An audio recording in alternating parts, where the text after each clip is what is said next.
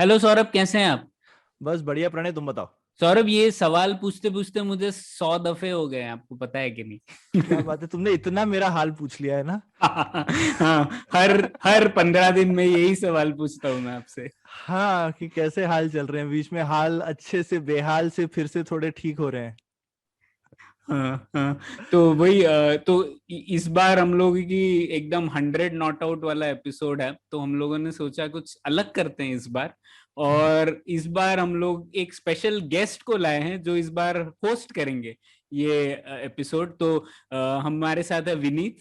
और विनीत हमारे साथ एक एपिसोड में आए थे जिसमें हम लोगों ने डिजिटल मायाजाल, ऑगमेंटेड रियलिटी, वर्चुअल रियलिटी पे बहुत ही दिलचस्प बातें की थी।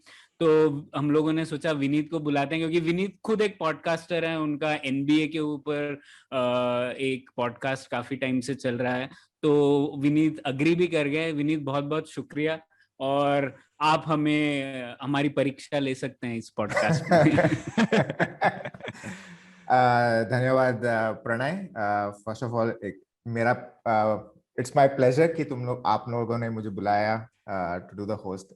एक तो because I am a big fan, दूसरा मेरी हिंदी इतनी अच्छी नहीं है, तो as the conversation flows I think my Hindi will come into place. So thank you for that and congratulations आप दोनों के लिए, क्योंकि 100 एपिसोड्स पहुंचना बहुत मुश्किल होता है। हम खुद एक पॉडकास्ट चला रहे हैं 4 साल से and I think we are at like 70 something. तो हाँ, तो congratulations on that and also एक चीज तो I don't know if the listeners know, but I and Pranay have been friends बचपन से, तो आई थिंक क्लास 3। और मुझे लग रहा है कि इधर प्रणय इज फॉलोइंग मी और आई एम फॉलोइंग प्रणय। एक तो उन दोनों में से एक है, क्योंकि हम स्कूल में भी साथ में थे, फिर कॉलेज में भी अननोइंगली साथ में आ गए, और फिर पॉडकास्ट भी हमने शुरू साथ में किया। तो कुछ तो कोई तो कॉपी कर रहा है किसी को। हाँ सर। और विनीत, आप एक बात भूल गए।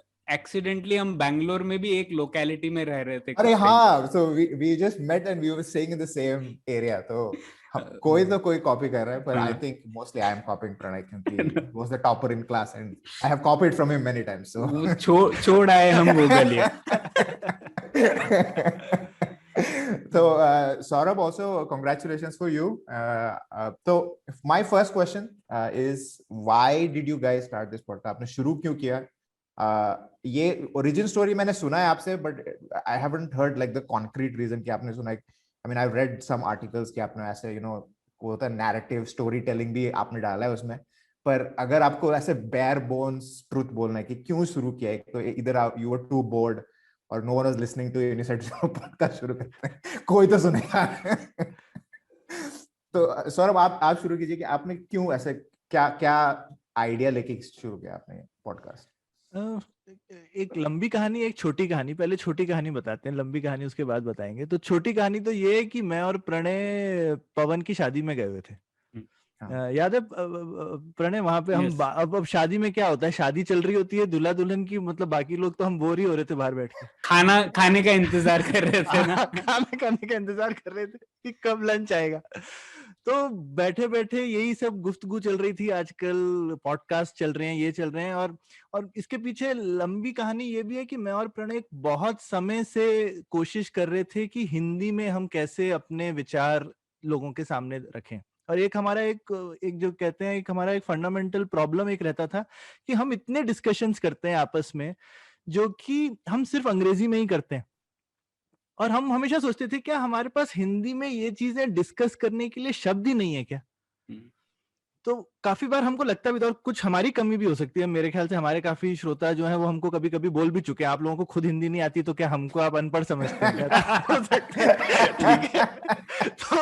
तो हो सकता है हमारे श्रोता कुछ ज्यादा पढ़े लिखे हैं, पर हम तो उतने नहीं है। हमने एमए हिंदी विंदी तो की हुई नहीं है, 10वीं क्लास तक पढ़े हैं हिंदी से, ठीक है। सही बात है। और दोनों की मदर टंग भी नहीं है, ठीक है। हम लोगों की फर्स्ट लैंग्वेज है लेकिन मदर टंग नहीं है, या मदर्स टंग नहीं है, ऐसा बोल सकते हैं, ठीक है। दोनों के तो हम लोग तो, लेकिन हम लोग तो हिंदी में ही बात करते हैं, हमारा स्वाभाविक बोलने का तरीका हिंदी का ही है। लेकिन जैसे ही कोई एनालिटिकल डिस्कशन होगा, कुछ कॉम्प्लिकेटेड चीज होगी, तो इंग्लिश में शिफ्ट हो जाएगी। तो फिर हमको लगता था, तो प्रणय काफी कोशिश करता था हिंदी में लिखने की भी। मैं तो गिव अप था एकदम, मैंने कहा ये सब मेरे से नहीं होगा। पर प्रणय ने शुरू किया था, वो हिंदी में काफी लिखता भी था। मैंने ट्राई किया था कि हम ट्रांसलेट करें अच्छे इंग्लिश के हमारे आर्टिकल्स को हिंदी वगैरह में। काफी मुश्किल होती थी, कुछ कुछ टाइप के कॉन्सेप्ट्स थे हमको शुरू में समझ में नहीं आता था। अब जैसे सप्लाई डिमांड आपको हम समझाना चाहें हिंदी में, I am sure economics Hindi में जो लोग पढ़ते हैं बीए में पढ़ते होंगे, लेकिन अगर हम बात करेंगे ना तो आपको कुछ समझ में नहीं आएगा। सही बात है, हाँ। ठीक है, डिक्शनरी लेके बैठना पड़ता है ऐसा समझने के लिए। तो ये हमारी आम भाषा में ऐसी डिस्कशंस क्यों नहीं है, ये हम बोलते ही थे। फिर पॉडकास्ट उसी समय ज्यादा पॉपुलर हो रहे थे हमको, और वो शादी के टाइम पे हम ये सब डिस्कस कर ही रहे थे। उसी समय अमित वर्मा ने अपना सीन एंड अनसीन शुरू किया था पॉडकास्ट। तो हम लोगों ने बोला चलो शुरू करते हैं। मे बी बोलने का जो तरीका है और ये जो बोलने का माध्यम है, इसमें ये वोकैबुलरी डेवलप होगी कि हम जो है थोड़ी डीपर डिस्कशंस जो है, आइडियाज पे डिस्कशन। हिंदी में बहुत डिस्कशन होते हैं जो कि लोगों पे होते हैं, पर्सनल लाइफ पे होते हैं, अपने Gossip. पर्सनल एक्सपीरियंसेस पे होते हैं, वो बहुत होते हैं हिंदी में, कोई किसी कमी नहीं है उस टाइप के डिस्कशंस की। लेकिन डिस्कशंस जो सिर्फ आइडियाज पे हों, वो ज्यादा डीप हों, ऐसे सिर्फ सतही तौर पे ना हो, वैसे हम क्या हिंदी में कर सकते हैं। तो कुछ तो शायद ये हमारी अपनी एजुकेशन के लिए था कि हम कर सके, और बाकी लोग सुन लें तो बोनस था। प्रणय, तुम कुछ ऐड करोगे? हाँ, इसमें और बहुत सारे फेल्ड अटेम्प्ट्स थे विनीत, ये पॉडकास्ट तक पहुंचने के लिए। तो पहले तो हम लोग, जैसे सौरभ ने एक हिंदी मैगजीन शुरू करने की कोशिश की थी। कब सौरभ? 2013 में? 2016 की बात है। हाँ, तो वो भी हमने बड़ी कोशिश की थी, उसका बहुत एनकरेजमेंट भी मिला था। मतलब वो भी यही था कि ज्यादातर हिंदी में आपको मिलेंगी मैगजीन्स। पुरानी मैगजीन्स अच्छी आती थी बाय द वे, लेकिन हाल फिलहाल में पिछले 20-25 साल में तुम देखोगे हिंदी में लिटरेचर होता है ऑब्वियसली, और करंट अफेयर्स होता है, लेकिन आइडियाज को लेकर के जिसमें कि कॉलम्स हों, जो आइडियाज स्पेसिफिक, थोड़ी सी डीपर मैगजीन हो, और लेकिन एक्सेसिबल भी हो। ऐसा नहीं कि इतनी डेंस है कि सिर्फ स्कॉलर लोग पढ़े हैं, राइट? तो आम आदमी के लिए ऐसी मैगजीन, मेरा ये मानना था कि ऐसी मैगजीन हो जो कि आप रेलवे स्टेशन पे खरीद के पढ़ें। ठीक है, और आप उसको फेंके नहीं, आप उसको लेके जाएंगे। आप पढ़ने के बाद में आपको लगेगा कि ये मैं घर लेके जाता हूँ। ठीक है, तो उस तरीके का शौक था, पर उसकी काफी प्लानिंग हुई, सब हुई, पर कुछ हुआ नहीं। मैं 100 में से 99 चीजें तो फेल ही होती हैं। ये तो आप दोनों जानते होंगे, स्टार्टअप फाउंडर्स हैं आप दोनों। और फिर ऐसे ही अटेम्प्ट्स मैंने भी किए थे विनीत। हिंदी थोड़ा एक कीड़ा तो था कि हिंदी में कुछ करेंगे। तो वो कीड़े से शुरुआत हुई।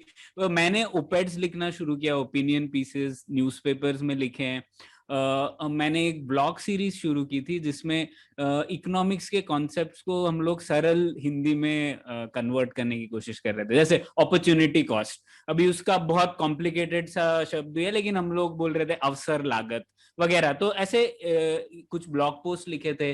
फिर उसके बाद हम लोगों ने सोचा कोरा पे करते हैं, क्राउडसोर्स करते हैं। कि हम लोग एक कॉन्सेप्ट बोलेंगे कि ठीक है, ये अंग्रेजी वाला कॉन्सेप्ट है, इसका एक कॉम्प्लिकेटेड हिंदी वर्जन भी है, पर हम लोग क्या इसके लिए सिंपलर शब्द ढूंढ सकते हैं क्या, ऐसा शुरुआत किया था। वो 2-3 बार वो भी फुस हो गया। तो ऐसे कई बार अटेम्प्ट्स किए कि कुछ शुरुआत करें। ओपिनियन पीसेस में मेरा यही एक्सपीरियंस था कि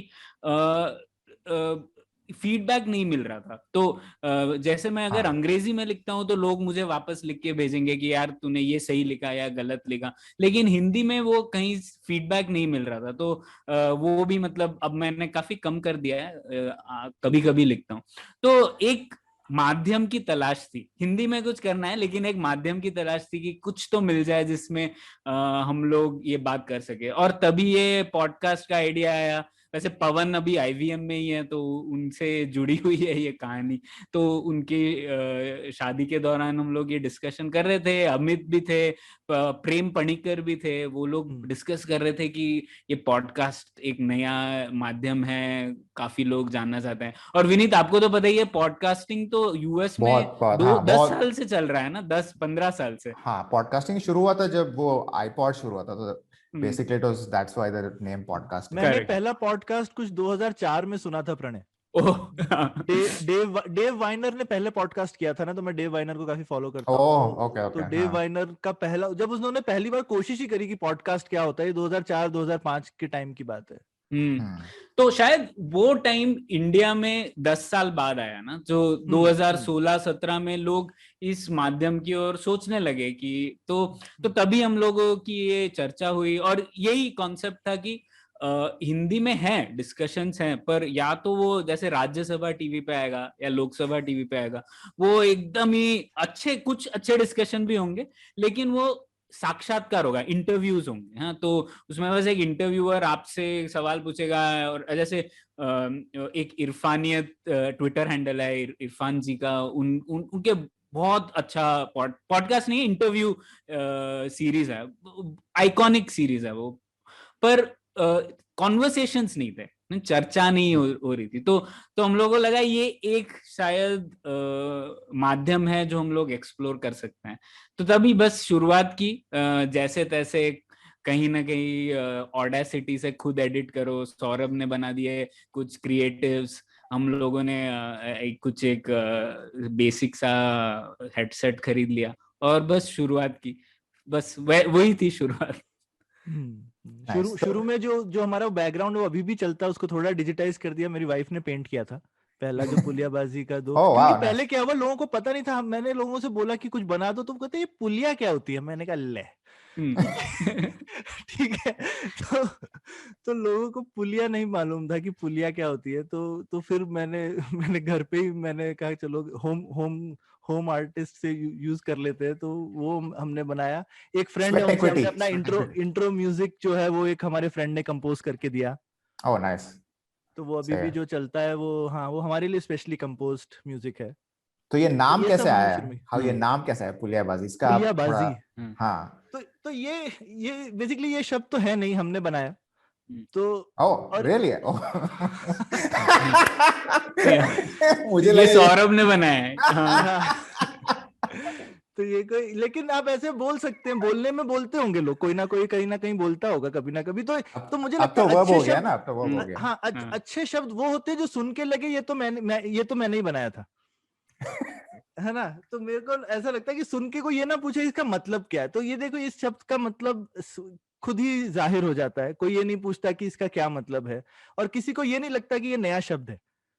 ठीक है, तो ये मुझे लगता है कि हम कोशिश भी यही करते हैं कि जैसे अवसर लागत है, ये नया वर्ड है, लेकिन तुमको सुन के लगेगा नहीं कि नया है, पर ये एक नई मीनिंग कन्वे कर रहा है ना। तो मुझे लगता है कि हमेशा वर्ड ऐसे ही होने चाहिए कि जो सुन के आपको लगे कि ये तो, इसी तरह से भाषा का विकास होना चाहिए कि आपको लगे तो वो, ये सब चीज हमारी छुपी हुई थी हमारे ये चीज में, और ऐसे वर्ड जो कि आपको समझ में भी नहीं आए, हमेशा एक हिंदी उर्दू का भेद रहता है, तो ये हिंदी का वर्ड है। जैसे मुझे ये सब वर्ड बड़े अच्छे लगते हैं, जैसे कलाबाजी।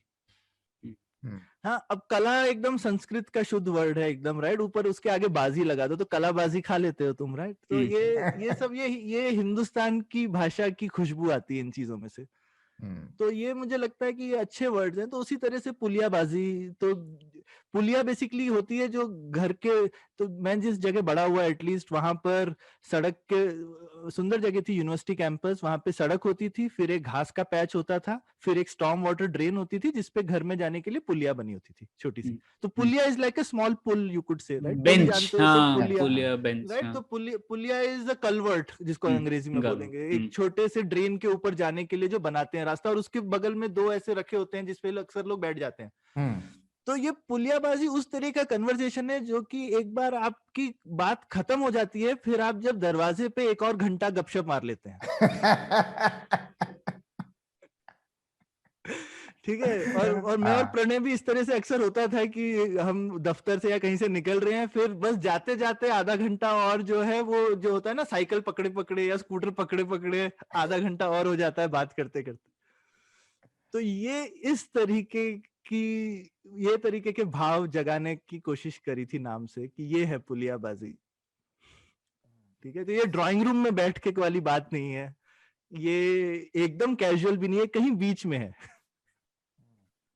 पर आपने जब ये सोचा कि ये ठीक है पॉडकास्ट करते हैं, और हाउ डिड आपने टॉपिक्स कैसे, like how did you decide that this ये टॉपिक्स या ये नीश होगा कि हम इस पे ही बात करेंगे, not maybe politics. I mean, you don't talk that much politics, which is easy to get क्या बोलते हैं viewership, hot button topics. तो आपने कैसे सोचा कि this is kind of like a, मेरे हिसाब से I rate you guys as good as Freakonomics, which is also another podcast जो मैं सुनता हूँ बहुत.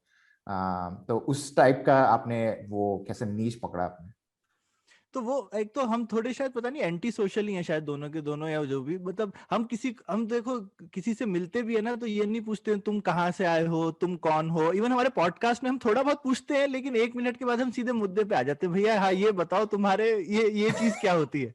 ठीक है, तो हम हमेशा आइडियाज में ज्यादा इंटरेस्टेड रहते हैं, लोगों में, उनकी पर्सनल हिस्ट्री और इन सब चीजों में थोड़े से कम रहते हैं. हमारा खुद का ही, हम खुद भी आपस में एक दूसरे के बारे में बहुत नहीं पूछते हैं. हम ज्यादा जब आपस में भी बात करते हैं तो हम आइडियाज ही ज्यादा डिस्कस करते रहते हैं. तो ये हमारा काफी क्लियर था कि ये तो हमारी नेचुरल मेरे ख्याल से इंक्लिनेशन ही थी कि हम आइडियाज पे ही फोकस करने वाले थे. हमारा और चीजों में इंटरेस्ट ही नहीं है दोनों का. और उसके बाद टॉपिक तो हमने, जैसे हमारा पहला एपिसोड एआई पे था, तो हमने कहा हम ऐसी चीजें डिस्कस करेंगे जो लोग सोचते हिंदी में हो ही नहीं सकती. तो सोचो हमने एक्चुअली चुन के शुरू में, देखो कि हमारा पहला एपिसोड एआई पे, दूसरा या तीसरा एपिसोड बिटकॉइन पे.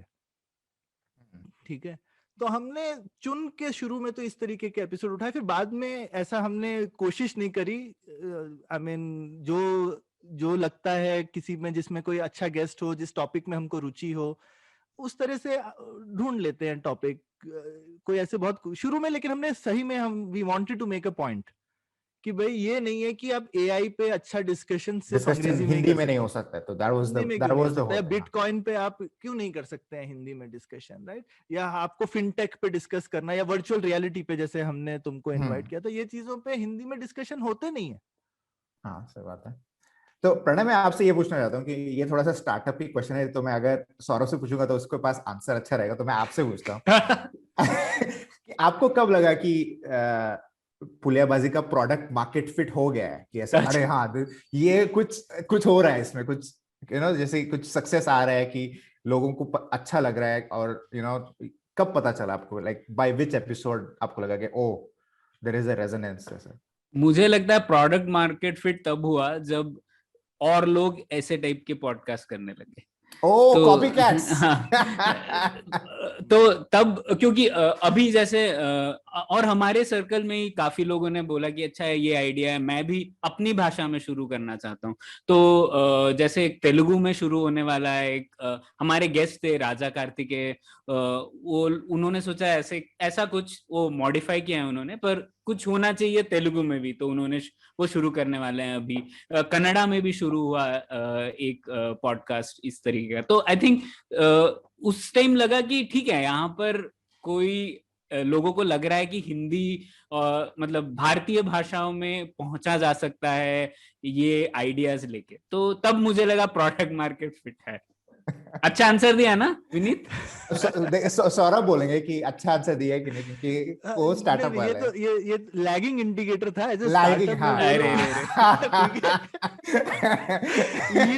लीडिंग इंडिकेटर में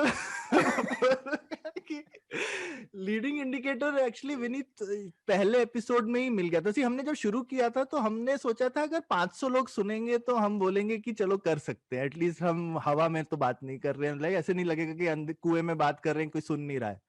लेकिन पहले 1-2 एपिसोड ही जो हैं वो हजारों लोगों में पहुंचने लगे बिना किसी मार्केटिंग के, किसी भी चीज के. और इनफैक्ट वो पॉपुलर होने लगे. तो फिर हमको, जैसे हमारे अभी आईवीएम पार्टनर हैं, तो आईवीएम से रिक्वेस्ट आया कि क्या आप हमारे नेटवर्क में आ जाइए. फिर हमने कहा कि ठीक है, क्योंकि हमको सपोर्ट भी मिलता है उनसे, डिस्ट्रीब्यूशन का, एडिटिंग वगैरह का. तो पहले तो प्रणय ज्यादा मेहनत करता था और हम तो कुछ नहीं करते थे, राइट? हम बस पॉडकास्ट डाल देते थे अपने ट्विटर या फेसबुक वगैरह पे डाला और कुछ नहीं करते थे. तो इवन बिना कुछ किए, बिना कुछ कोशिश किए, काफी अच्छा ट्रैक्शन था, जिसको बोलते हैं स्टार्टअप की भाषा में. काफी जल्दी था, मतलब लगा कि कुछ ये इस चीज की डिमांड है. और लेटर्स भी आए, अचानक से लोगों ने लिखना भी शुरू किया कि अरे, और ऐसे लोगों ने, जैसे तुम जैसे लोग हमारे ऑडियंस में नहीं थे ऑनेस्टली विनीत. हम सोचते थे वो लोग हमें सुनेंगे जो लोग यूजुअली अंग्रेजी नहीं सुनते, लेकिन तुम तो हिंदी में इतने कंफर्टेबल नहीं हो, लेकिन तुम भी हमारे बहुत रेगुलर लिसनर, और तुम जैसे बहुत लोग हैं।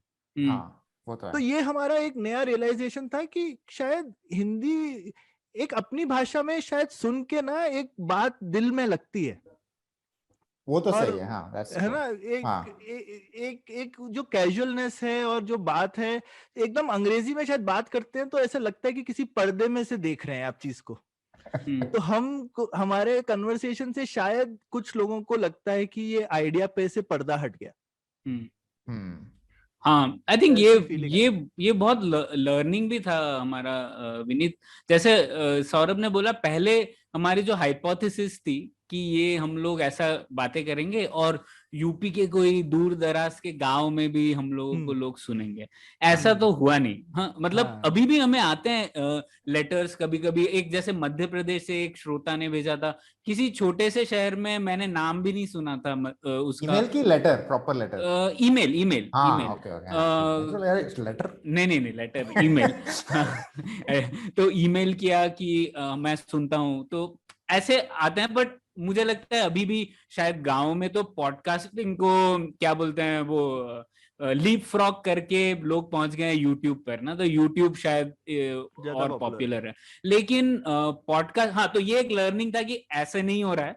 पर बहुत इंटरेस्टिंग जो लर्निंग वो हुआ था कि काफी ऐसी ऑडियंस थी जो बड़े शहरों में ही थी, और वो सुनना चाहते थे हिंदी कंटेंट, अच्छा हिंदी कंटेंट। तो सही बात, अभी हाँ। हम अगर मैं आपसे बात करूंगा, जो हम लोगों ने, श्रोताओं ने कमेंट दिए, उसमें भी इसी टाइप की चीजें। दूसरी टाइप की ऑडियंस हम लोगों को मिली, फॉरेन ऑडियंस। बहुत सारे ऐसे लोग हैं जो देश के बाहर हैं और वो हिंदी सुनना चाहते हैं, मतलब शायद तड़प रहा है कोई भारतीय भाषा में, इस तरीके की चीजें हो। तो जैसे मैंने डेटा देखा था 1-2 साल पहले, एक मिडिल दो ईस्ट साल से पहले? काफी लिसन थे। हाँ ओके। हाँ, 1 साल पहले था, एक हाँ। दो साल पहले मिडिल ईस्ट से काफी लिसन्स थे। ओह वाह। यूएस से तो थे ही थे, यूएस, कनाडा, ऑस्ट्रेलिया। और मिडिल ईस्ट मुझे काफी अच्छा लगा क्योंकि वहां पर भी लोग सुन रहे हैं हमारी बातें, तो वो एक नई जानकारी मिली। तीसरी ये चीज मिली कि हम, आप देखेंगे विनी, तो हमारे काफी गेस्ट नॉन हिंदी स्पीकर्स हैं हाँ हमारी तरह। और तो हमारे लिसनर्स भी नॉन हिंदी है काफी, क्योंकि हम लोगों का हिंदी साहित्य जगत में तो ऐसा कोई नेटवर्क है नहीं। विनीत, हम तो गोवा में रहे हैं हाँ और फिर मैं बैंगलोर में हूँ, तो हम लोग का इतना कोई कनेक्ट तो है नहीं उत्तर भारत से। तो हम लोग के ज्यादातर नेटवर्क गेस्ट सब बैंगलोर और साउथ इंडिया से रिलेटेड है। तो ये चीज थी कि एक तो उन लोगों ने हमारी बात मानी और पॉडकास्ट पर आए भी गेस्ट बन के, तो उनके, उसके लिए तो हम शुक्रगुजार हैं ही। और तो नॉन हिंदी गेस्ट को हम लोग हिंदी स्पीकर्स तक लेकर आए, ये एक लर्निंग थी। काफी लोगों को, गेस्ट को भी वो पसंद आया, और काफी जो श्रोता थे वो भी, उन्हें पसंद आया कि यार इस तरीके की चीज मैंने शायद सुनी नहीं थी, और शायद मैं सुन नहीं पाता। तो ये काफी एक लर्निंग थी, जो हम लोगों को लगा कि ये नहीं हो सकता है, पर अलग ही दिशा में बढ़ गए हम। आप लोगों को कभी कोई फैन मोमेंट हो गया हुआ है कि you know you are looking up to this person है और वो बोलता है अरे मैं तो सुनता हूँ आपका पॉडकास्ट पुलियाबाजी हमेशा, वो कभी हुआ है दैट वो, और at least someone saying that I know who you guys are just because through your podcast? तो कौन हो, इज देयर एनी पर्सन जैसे आप यू कैन नेम? मुझे नाम तो नहीं याद आ रहा, पर ऐसा कई बार हुआ है कि लोगों ने बोला है कि यार ये तेरी आवाज से मुझे पता है, मैंने पुलियाबाजी में सुना है, so I have heard you, like. तो ऐसे हुआ है, हाँ, पर ये नाम मेरे नहीं साथ याद भी हो है। चुका है काफी बार। एक दो बार लोगों से कॉल वॉल पे बात हुई है, फिर बाद में उन्होंने बोला कि ये आवाज मेरे को बहुत जानी पहचानी लगती है क्योंकि मैं रेगुलरली सुनता रहता हूँ। तो ऐसा सुन के हाँ, कभी कभी अच्छा लगता है कि आप किसी एकदम स्ट्रेंजर से बात करते हैं और वो बोलता है नहीं नहीं, हम, उनको लगता है अब हम तो दूसरी तरफ जानते नहीं है, लेकिन वो हमको काफी बार से सुन रहे होते हैं, तो आपस में कुछ आत्मीयता बन जाती है शायद। हाँ वो कनेक्शन हो जाता है if you hear the voice again and again, तो वो क्या हाँ। बोलते तो इसलिए podcast are considered like high engagement की the people that listen you know they keep coming and coming and coming, तो वो वो एक चीज है। इमर्सिव एक्सपीरियंस, इमर्सिव है एकदम फुल। और हमारे हैं भी लंबे लंबे पॉडकास्ट ऐसे, बहुत लंबे। हाँ, तो एक चीज मैं आपसे पूछना चाहता है कि आप जब टॉपिक्स चूज करते हो, है ना, तो is it a conscious decision कि ये टॉपिक चूज करेंगे इसलिए you go and get a guest who can speak on the topic, कि you get the guest and then you talk about the topic? कैसे, what's the way you guys select yours? हाँ, तो ये एक ज्यादातर वो हम लोग टॉपिक देखते हैं और फिर गेस्ट। तो कैसे होता है विनीत, जैसे मैं और सौरभ हम लोग मिलते तो नहीं है ज्यादा, हम लोग शायद ये 3 साढ़े 3 साल हो गए पुलियाबाजी करते करते हुए, हम लोग 3.5 बार ही मिले होंगे पुलियाबाजी से। Really? बैंगलोर में तुम दोनों बैंगलोर में रहते हो ना? हाँ, पर हम लोग साथ में काम नहीं करते। हम लोग तक्षशिला से जुड़े हुए हैं, मतलब मैं तो काम करता हूँ तक्षशिला में और सौरभ भी जुड़े हुए हैं, पर हम लोग मतलब मिलते नहीं है। सौरभ का तो फुल टाइम स्टार्टअप है, तो आप सोच ही सकते हैं। तो हर शुरुआत से ही हम लोगों की कॉन्सेप्ट ये था कि अपॉर्चुनिटी कॉस्ट, मतलब अवसर लागत कम से कम होनी चाहिए, तभी ये चल पाएगा। तो इसीलिए ऑनलाइन रहेगा। पहले एपिसोड से ही ये जेनकास्टर वगैरह से शुरू था। और दूसरा इसीलिए हम लोगों ने सोचा था 15 दिन में एक बार करेंगे, क्योंकि हर वीक तो हो नहीं पाएगा। तो वो एक शुरुआत थी। तो पर तक्षशिला से क्योंकि हम जुड़े हुए हैं, तो हम लोग पब्लिक पॉलिसी के बारे में काफी डिस्कशन ऑनलाइन चलते रहता है। और पॉलिसी से ना, कि मतलब हम लोग ये इंटरेस्टेड नहीं है बीजेपी जीती या कांग्रेस जीती। ये तो बहुत होता है हिंदी में, यही होता है। मेरे पेरेंट्स तो यही देखते हैं टीवी पे। तो हम लोगों को लगा था कि ये नहीं होना चाहिए, तो इसीलिए हम लोग जो डिस्कशन कर रहे थे आइडियाज पे, तो चलती रहती थी बातें ईमेल पे या फिर कभी कभार जब मिलते थे तब। तो तब से हम लोगों ने सोचा, हाँ कोई किताब हम लोगों ने इंटरेस्टिंग पढ़ी, तो हम लोग सोचते हैं ठीक है ये किताब है, ये बहुत इंटरेस्टिंग है, ये किताब शायद 10 साल बाद भी लोगों को पसंद आएगी, तो क्यों ना हम लोग इस पे एक एपिसोड करते हैं। तो उसी से शुरुआत हुई, किताब पढ़ने से और अच्छे आर्टिकल्स किसी ने लिखे हो, तो हम लोग सिर्फ यही देखते हैं लॉन्गेविटी है कि नहीं, ये चीज शायद 5 साल बाद भी लोगों को वो पसंद आएगी कि नहीं। तो उस तरीके से हुआ। तो गेस्ट तो हम लोगों ने 1-2 बार ही देखे होंगे कि ठीक है ये गेस्ट चाहिए। ज्यादातर बार तो एक किताब या आर्टिकल्स से ही हम लोग पहुंचे हैं गेस्ट की ओर। तो ऐसे कंटेंट स्ट्रेटेजी में बोलते हैं एवरग्रीन कंटेंट। अच्छा, उसको बोलते हैं कि content that is relevant with the next 10 years also. और वो हमारे लिसनरशिप में दिखता है। हमारा हर एपिसोड कोई ना कोई रोज सुनता है। That's good. तो एसईओ भी अच्छा, 99 जो पुराने 99 एपिसोड भी हैं, वो रोज कोई ना कोई, हर उन 99 में से कोई एपिसोड अकेला फील नहीं कर रहा होगा, उसको कोई ना कोई रोज सुन रहा होगा। रोज सुन रहा है। नहीं तो बॉट्स भी डाउनलोड करते हैं, तो वो भी हो सकता है। हाँ वो भी नहीं, लेकिन नंबर इज सिग्निफिकेंट कि वो बॉट नहीं है, कोई सुन रहा है। अरे रे सही है। तो okay, so let's get down into the nitty-gritties of the episodes that आप लोगों ने किया हुआ है, क्योंकि ऑब्वियसली मैं फैन हूं, तो मैंने मोस्टली सारे सुने हुए हैं। तो let's start with favourite episodes. Pranay आप शुरू करें, फिर सौरभ आप।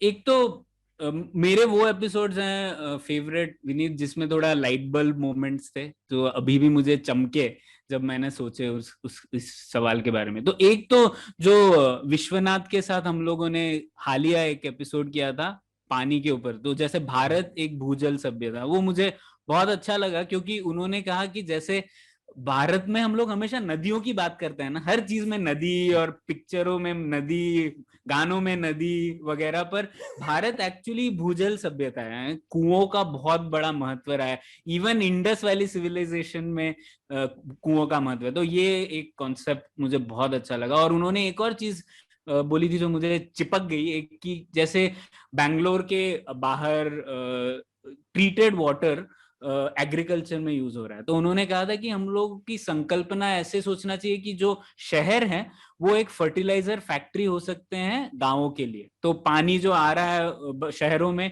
उसको अगर हम लोग ढंग से ट्रीट करें तो वो एक फर्टिलाइजर बन सकता है एग्रीकल्चर के लिए। तो एक नया तरीका था सोचने का, मैंने कभी सोचा नहीं था। तो एक वो चीज थी। और भी बहुत सारे एपिसोड है विनीत, आपने भी एक बहुत अच्छी बात कही थी, जैसे एंटरटेनमेंट का आपने बोला था कि कैसे एंटरटेनमेंट का वर्चस्व बढ़ रहा है आगे जाते जाते, और लोग और पैसा और टाइम और अटेंशन दे रहे हैं एंटरटेनमेंट की ओर। ये चीज भी मेरे लिए बहुत नई थी, मैंने इस तरीके से सोचा नहीं था उस बारे में। फिर एक और काफी एपिसोड है वैसे तो, लेकिन टॉप थ्री ना, एक हाँ. और कौन सा मैं चुनूं? हाँ, शायद अमित के साथ जो एक एपिसोड था वो भी बहुत अच्छा था, क्योंकि हम लोगों ने लिबरलिज्म के बारे में बात की थी, क्लासिक लिबरलिज्म और हायेक वगैरह के जो लैंडमार्क पेपर्स है, the use of knowledge in society, the constitution of liberty, इन चीजों के बारे में बात की थी। और विनीत, आपको तो बताइए, अपने को इकोनॉमिक्स में तो सिर्फ कार्ल मार्क्स सिखाते थे, मैंने हायेक के बारे में कभी नहीं सुना था जब तक मैं तक्षशिला में पढ़ा। मैं तो इकोनॉमिक्स छुआ भी नहीं। 5 मार्क्स का होता है, 5 मार्क्स तो कुछ भी लिखेंगे, 2.5 तो मिल ही जाएगा। एग्जैक्टली। तो वही इकोनॉमिक्स हमको कितनी बुरी तरीके से समझाया था ना, मतलब वो 5 ईयर प्लान और पता है नहीं क्या बहुत क्या। गंदा। तो हम लोग को इकोनॉमिक मतलब आर्थिक इतिहास समझाते हैं, अर्थशास्त्र समझाते ही नहीं है। तो इसीलिए हम लोग की ये कोशिश भी रहती है हर एपिसोड में, अर्थशास्त्र is a study of human behaviour ना, तो हम लोग वो पॉइंट ले आए। तो उस बारे में अमित के साथ जो एपिसोड था उसमें हम लोगों ने हायक के बारे में चर्चा की कि कैसे एक सेंट्रली प्लान्ड सिस्टम काम नहीं कर सकता, क्योंकि नॉलेज, हर चीज सेंट्रलाइज नहीं हो सकती। एक ग्राउंड पे जो लोग हैं उन लोगों को अपनी स्थिति के बारे में बहुत बेहतर पता होगा किसी सेंट्रल अथॉरिटी के बजाय। तो वो एक जो सेंट्रल इंसाइट है वो बहुत अच्छी थी मुझे लगता है, और वो बहुत लोगों तक पहुंचनी चाहिए, क्योंकि भारत में अभी भी वो विश्वास है कि सरकार माई बाप है, सरकार बहुत सारी चीजें कर सकती है, और बस हम लोगों को सरकार फिक्स करनी है, हमारे प्रॉब्लम फिक्स हो जाएंगे। तो मुझे लगता है वो एक इनसाइट अच्छा है। तो ये 3 है मेरे। सौरभ आपके? मेरे मेरे एक्चुअली फेवरेट एपिसोड्स ज्यादातर वो हैं बिना गेस्ट वाले, जिसमें मैंने और प्रणय ने कुछ अपने बाइटू नहीं, पुराने वाले थोड़े से, जैसे जिसमें हमने गांधी और टैगोर का डिस्कशन किया है। बहुत अच्छा था वो। यस, वो मुझे बहुत पसंद है एपिसोड। हमने दो एपिसोड में अंबेडकर के आइडियाज डिस्कस किए, जो कि मेरा काफी पसंदीदा एपिसोड है। एक और एपिसोड उसमें गेस्ट थी, कजरी आई थी अर्थशास्त्र डिस्कस करने के लिए, वो भी काफी फेवरेट मेरा एपिसोड है, जो कि हाँ, जो कि एक्चुअली डबल एपिसोड था। और जो हमारी चाइना की ओवरऑल सीरीज रही है, मैं बोल सकता हूँ, मतलब एक एपिसोड मैं नहीं बोलूंगा क्योंकि हम मल्टीपल एपिसोड्स हैं। हम लोगों ने मनोज के साथ 2 एपिसोड चाइना पे किया है। मैंने मिस किया एक्चुअली, मैं नहीं था 1-2 उनमें, पर चाइना पे, ताइवान में हम लोगों ने जो एपिसोड किया था सनी के साथ कानपुर से चीन तक, काफी लोगों ने पसंद भी किया कि एक हिंदुस्तानी जो चाइना में रहता है वो अपना पर्सपेक्टिव चाइना से बता रहा है। और एक काफी फेवरेट जिसको कहेंगे पर्सनल एपिसोड, जो कि जिसमें हमने अपने एक लिसनर को एज ए गेस्ट बुलाया था। हमने एक 1857 के एक मेमोir है जो कि मिला है, जिसमें जो कि किसी ने असली में 1857 में फंस गया था बंदा, उसने लिखा है, और उसको हमने अपने एक गेस्ट को ही बुला के डिस्कस किया था। तो वो भी एक अच्छा लगा। एक गेस्ट थे जिन्होंने हमको लिखा, और ये टॉपिक हमारे दिमाग में था ही, तो हमने उनके साथ डिस्कस किया। तो ये कुछ मेरे फेवरेट एपिसोड्स हैं। हाँ, तो आई थिंक विनीत आपके फेवरेट। हाँ, मेरा फेवरेट एपिसोड वाज जो आपने वो वर्चुअल रियलिटी पे किया था, वो तो मेरा फेवरेट अच्छा था, वो गेस्ट अच्छा था। बहुत ही अच्छा था, बहुत ही उम्दा पॉइंट्स बोले गेस्ट ने, आप सब जाके सुनो उसे। नहीं तो मेरे फेवरेट्स थे, एक तो वो जो आपने वो किया था लैंग्वेज वाला, जो वो अभिषेक अवतंस के साथ, वो बहुत पॉपुलर एपिसोड भी है बाय द वे। वो बहुत अच्छा लगा। वो हम बहुत टाइम से ढूंढ रहे थे कि वो टॉपिक पे कौन अच्छा गेस्ट मिले। मैं और प्रणय कम से कम 1 साल लगा हमको कि कोई करेक्ट गेस्ट हमको मिले। ओके। तो और अभिषेक तो बहुत ही नॉलेजेबल है, तो we were lucky to get him, I think. हाँ, तो वो एक था, और obviously the Ambedkar one was phenomenal. तो ये अंबेडकर वाला जो है, इसके ऊपर मेरे पास एक क्वेश्चन है, क्योंकि आई think the Ambedkar one was a little bit, मेरे को लग रहा था अपोजिंग व्यूज थे होस्ट के और गेस्ट के, पर I give you guys so much credit to आपने वो जो पूरा इंटरव्यू चलाया आपने एकदम ऐसे hold like you held your thoughts and feelings to the ground. तो ये am I right कि आपको आपको आपके like you had a lot of thoughts and feelings but you kind of just subdued it so that the conversation kind of flows, कि आपको लग रहा था कि it was kind of flowing in the okay, you are talking of जो हम लोगों ने चंद्रभान जी के साथ किया रिसेंटली. करेक्ट. ओके, मैं रेफर कर रहा था जो मैंने और प्रणय ने पहले किया था अंबेडकर वाला. ओके. हाँ, लेकिन हाँ, चंद्रभान जी वाला एपिसोड भी अच्छा था. आई डोंट थिंक ऐसी कोई फीलिंग. तो कभी कभी हम गेस्ट के साथ डिसएग्री करते हैं, ऐसा तो नहीं है कि हम नहीं करते. और मुझे लगता है कि आइडियाज की कन्वर्सेशन में तो करना चाहिए. सिर्फ ऐसा थोड़ी है कि सुनना ही है. और हमारी कन्वर्सेशन है तो हम तो बीच में काट भी देते हैं. हम बहुत ज्यादा पेशेंट लिसनर भी नहीं है. अगर कुछ गलत तो ये तो पुलियाबाजी है, राइट? पुलिया पे जैसे आप बोलेंगे वैसे ही. तो हम कोशिश तो करते हैं उसी तरह से बात करने की कि कुछ अच्छा नहीं लगा तो बता दिया. लेकिन ऑब्वियसली वो गेस्ट हैं हमारे, तो उनको अपनी बात रखने का पूरा मौका मिलना चाहिए. तो ये तो बिल्कुल ठीक बात है. उसके बाद और हम भी अगर कुछ डिसएग्री करते हैं तो अपनी बात रख देंगे. लेकिन ऐसा किसी को नीचा दिखाने का उद्देश्य तो नहीं है. फाइनली आइडियाज लोगों तक पहुंचने चाहिए. और अगर दोनों पक्ष पहुंच जाए तो और भी अच्छा है. लिसनर्स खुद समझदार हैं, वो खुद देख सकते हैं उनको क्या ठीक लगता है क्या गलत. विनीत, मैं आपसे सहमत हूँ इस बात पे कि ऐसे 2-3 एपिसोड थे जहाँ पे मैंने तो अपने आप को रोका. हाँ, तो मेरे को पता है क्योंकि मैं प्रणय को जानता हूँ, तो मैं जानता हाँ. प्रणय अपने आप को रोक रहा है. तो एक तो ये एपिसोड था. और एक महिमा के साथ हम लोगों ने एक एपिसोड किया था on how women in India live their lives, right? तो इन दोनों एपिसोड में मैंने इसलिए अपने आप को रोका क्योंकि मुझे खुद ज्यादा पता नहीं है इन विषयों पे. तो मैं इसीलिए अपने आप को रोक रहा था कि कहीं ऐसी बात ना हो जाए, मैं कुछ ऐसा कहूं जो कि एकदम ही ठीक ना हो. तो बाकी चीजों में थोड़ा बहुत आइडिया रहता है तो बोल सकते हैं. लेकिन ये थोड़े सेंसिटिव टॉपिक्स भी हैं, तो इसीलिए मैंने सोचा पहले सुन लो और क्या बोल रहे हैं उसके बारे में और फिर ही बोलो. तो इसीलिए ये दोनों एपिसोड है. और हाँ, अगर एक और एपिसोड मिले तो मैं बहुत सारे सवाल पूछना चाहूंगा चंद्रभान जी से इस बारे में. और कैसे, क्योंकि उनका जो कॉन्सेप्ट है दलित पूंजीवाद, वो खुद ही एक काफी आइकॉनिक और कंट्रोवर्शियल कॉन्सेप्ट है. काफी लोग जो दलित मूवमेंट में है वो उनसे इत्तेफाक नहीं रखते इस बात पे, और वो अलग तरीके से सोचते हैं इस विषय पे. आपको लगता है कि कभी-कभी as your fame goes, you know, as you get more and more famous, मैं ऐसे गूगल कर रहा था पुलियाबाजी, तो it came as the most downloaded podcast of in this genre in India. तो congratulations on that. तो आपका जैसा फेम बढ़ेगा तो आपको लगेगा कि you will take more controversial topics, के आप less controversial, more home hitting runs, you know, आप if you understand what I am asking. तो क्या आपने कभी सोचा कि ऐसे कैसे? हम लोग ऐसा कोशिश नहीं करते कंट्रोवर्सी लेने की या नहीं लेने की. ऐसा बहुत ज्यादा हमारा वो नहीं रहता. और मुझे लगता है कि हमने अब मतलब हम अम्बेडकर का बीफ काउ ईटिंग कर चुके हैं एपिसोड. तो ऐसा कुछ हिंदुस्तान में मतलब हमको ऐसा डरने वाली बात नहीं है.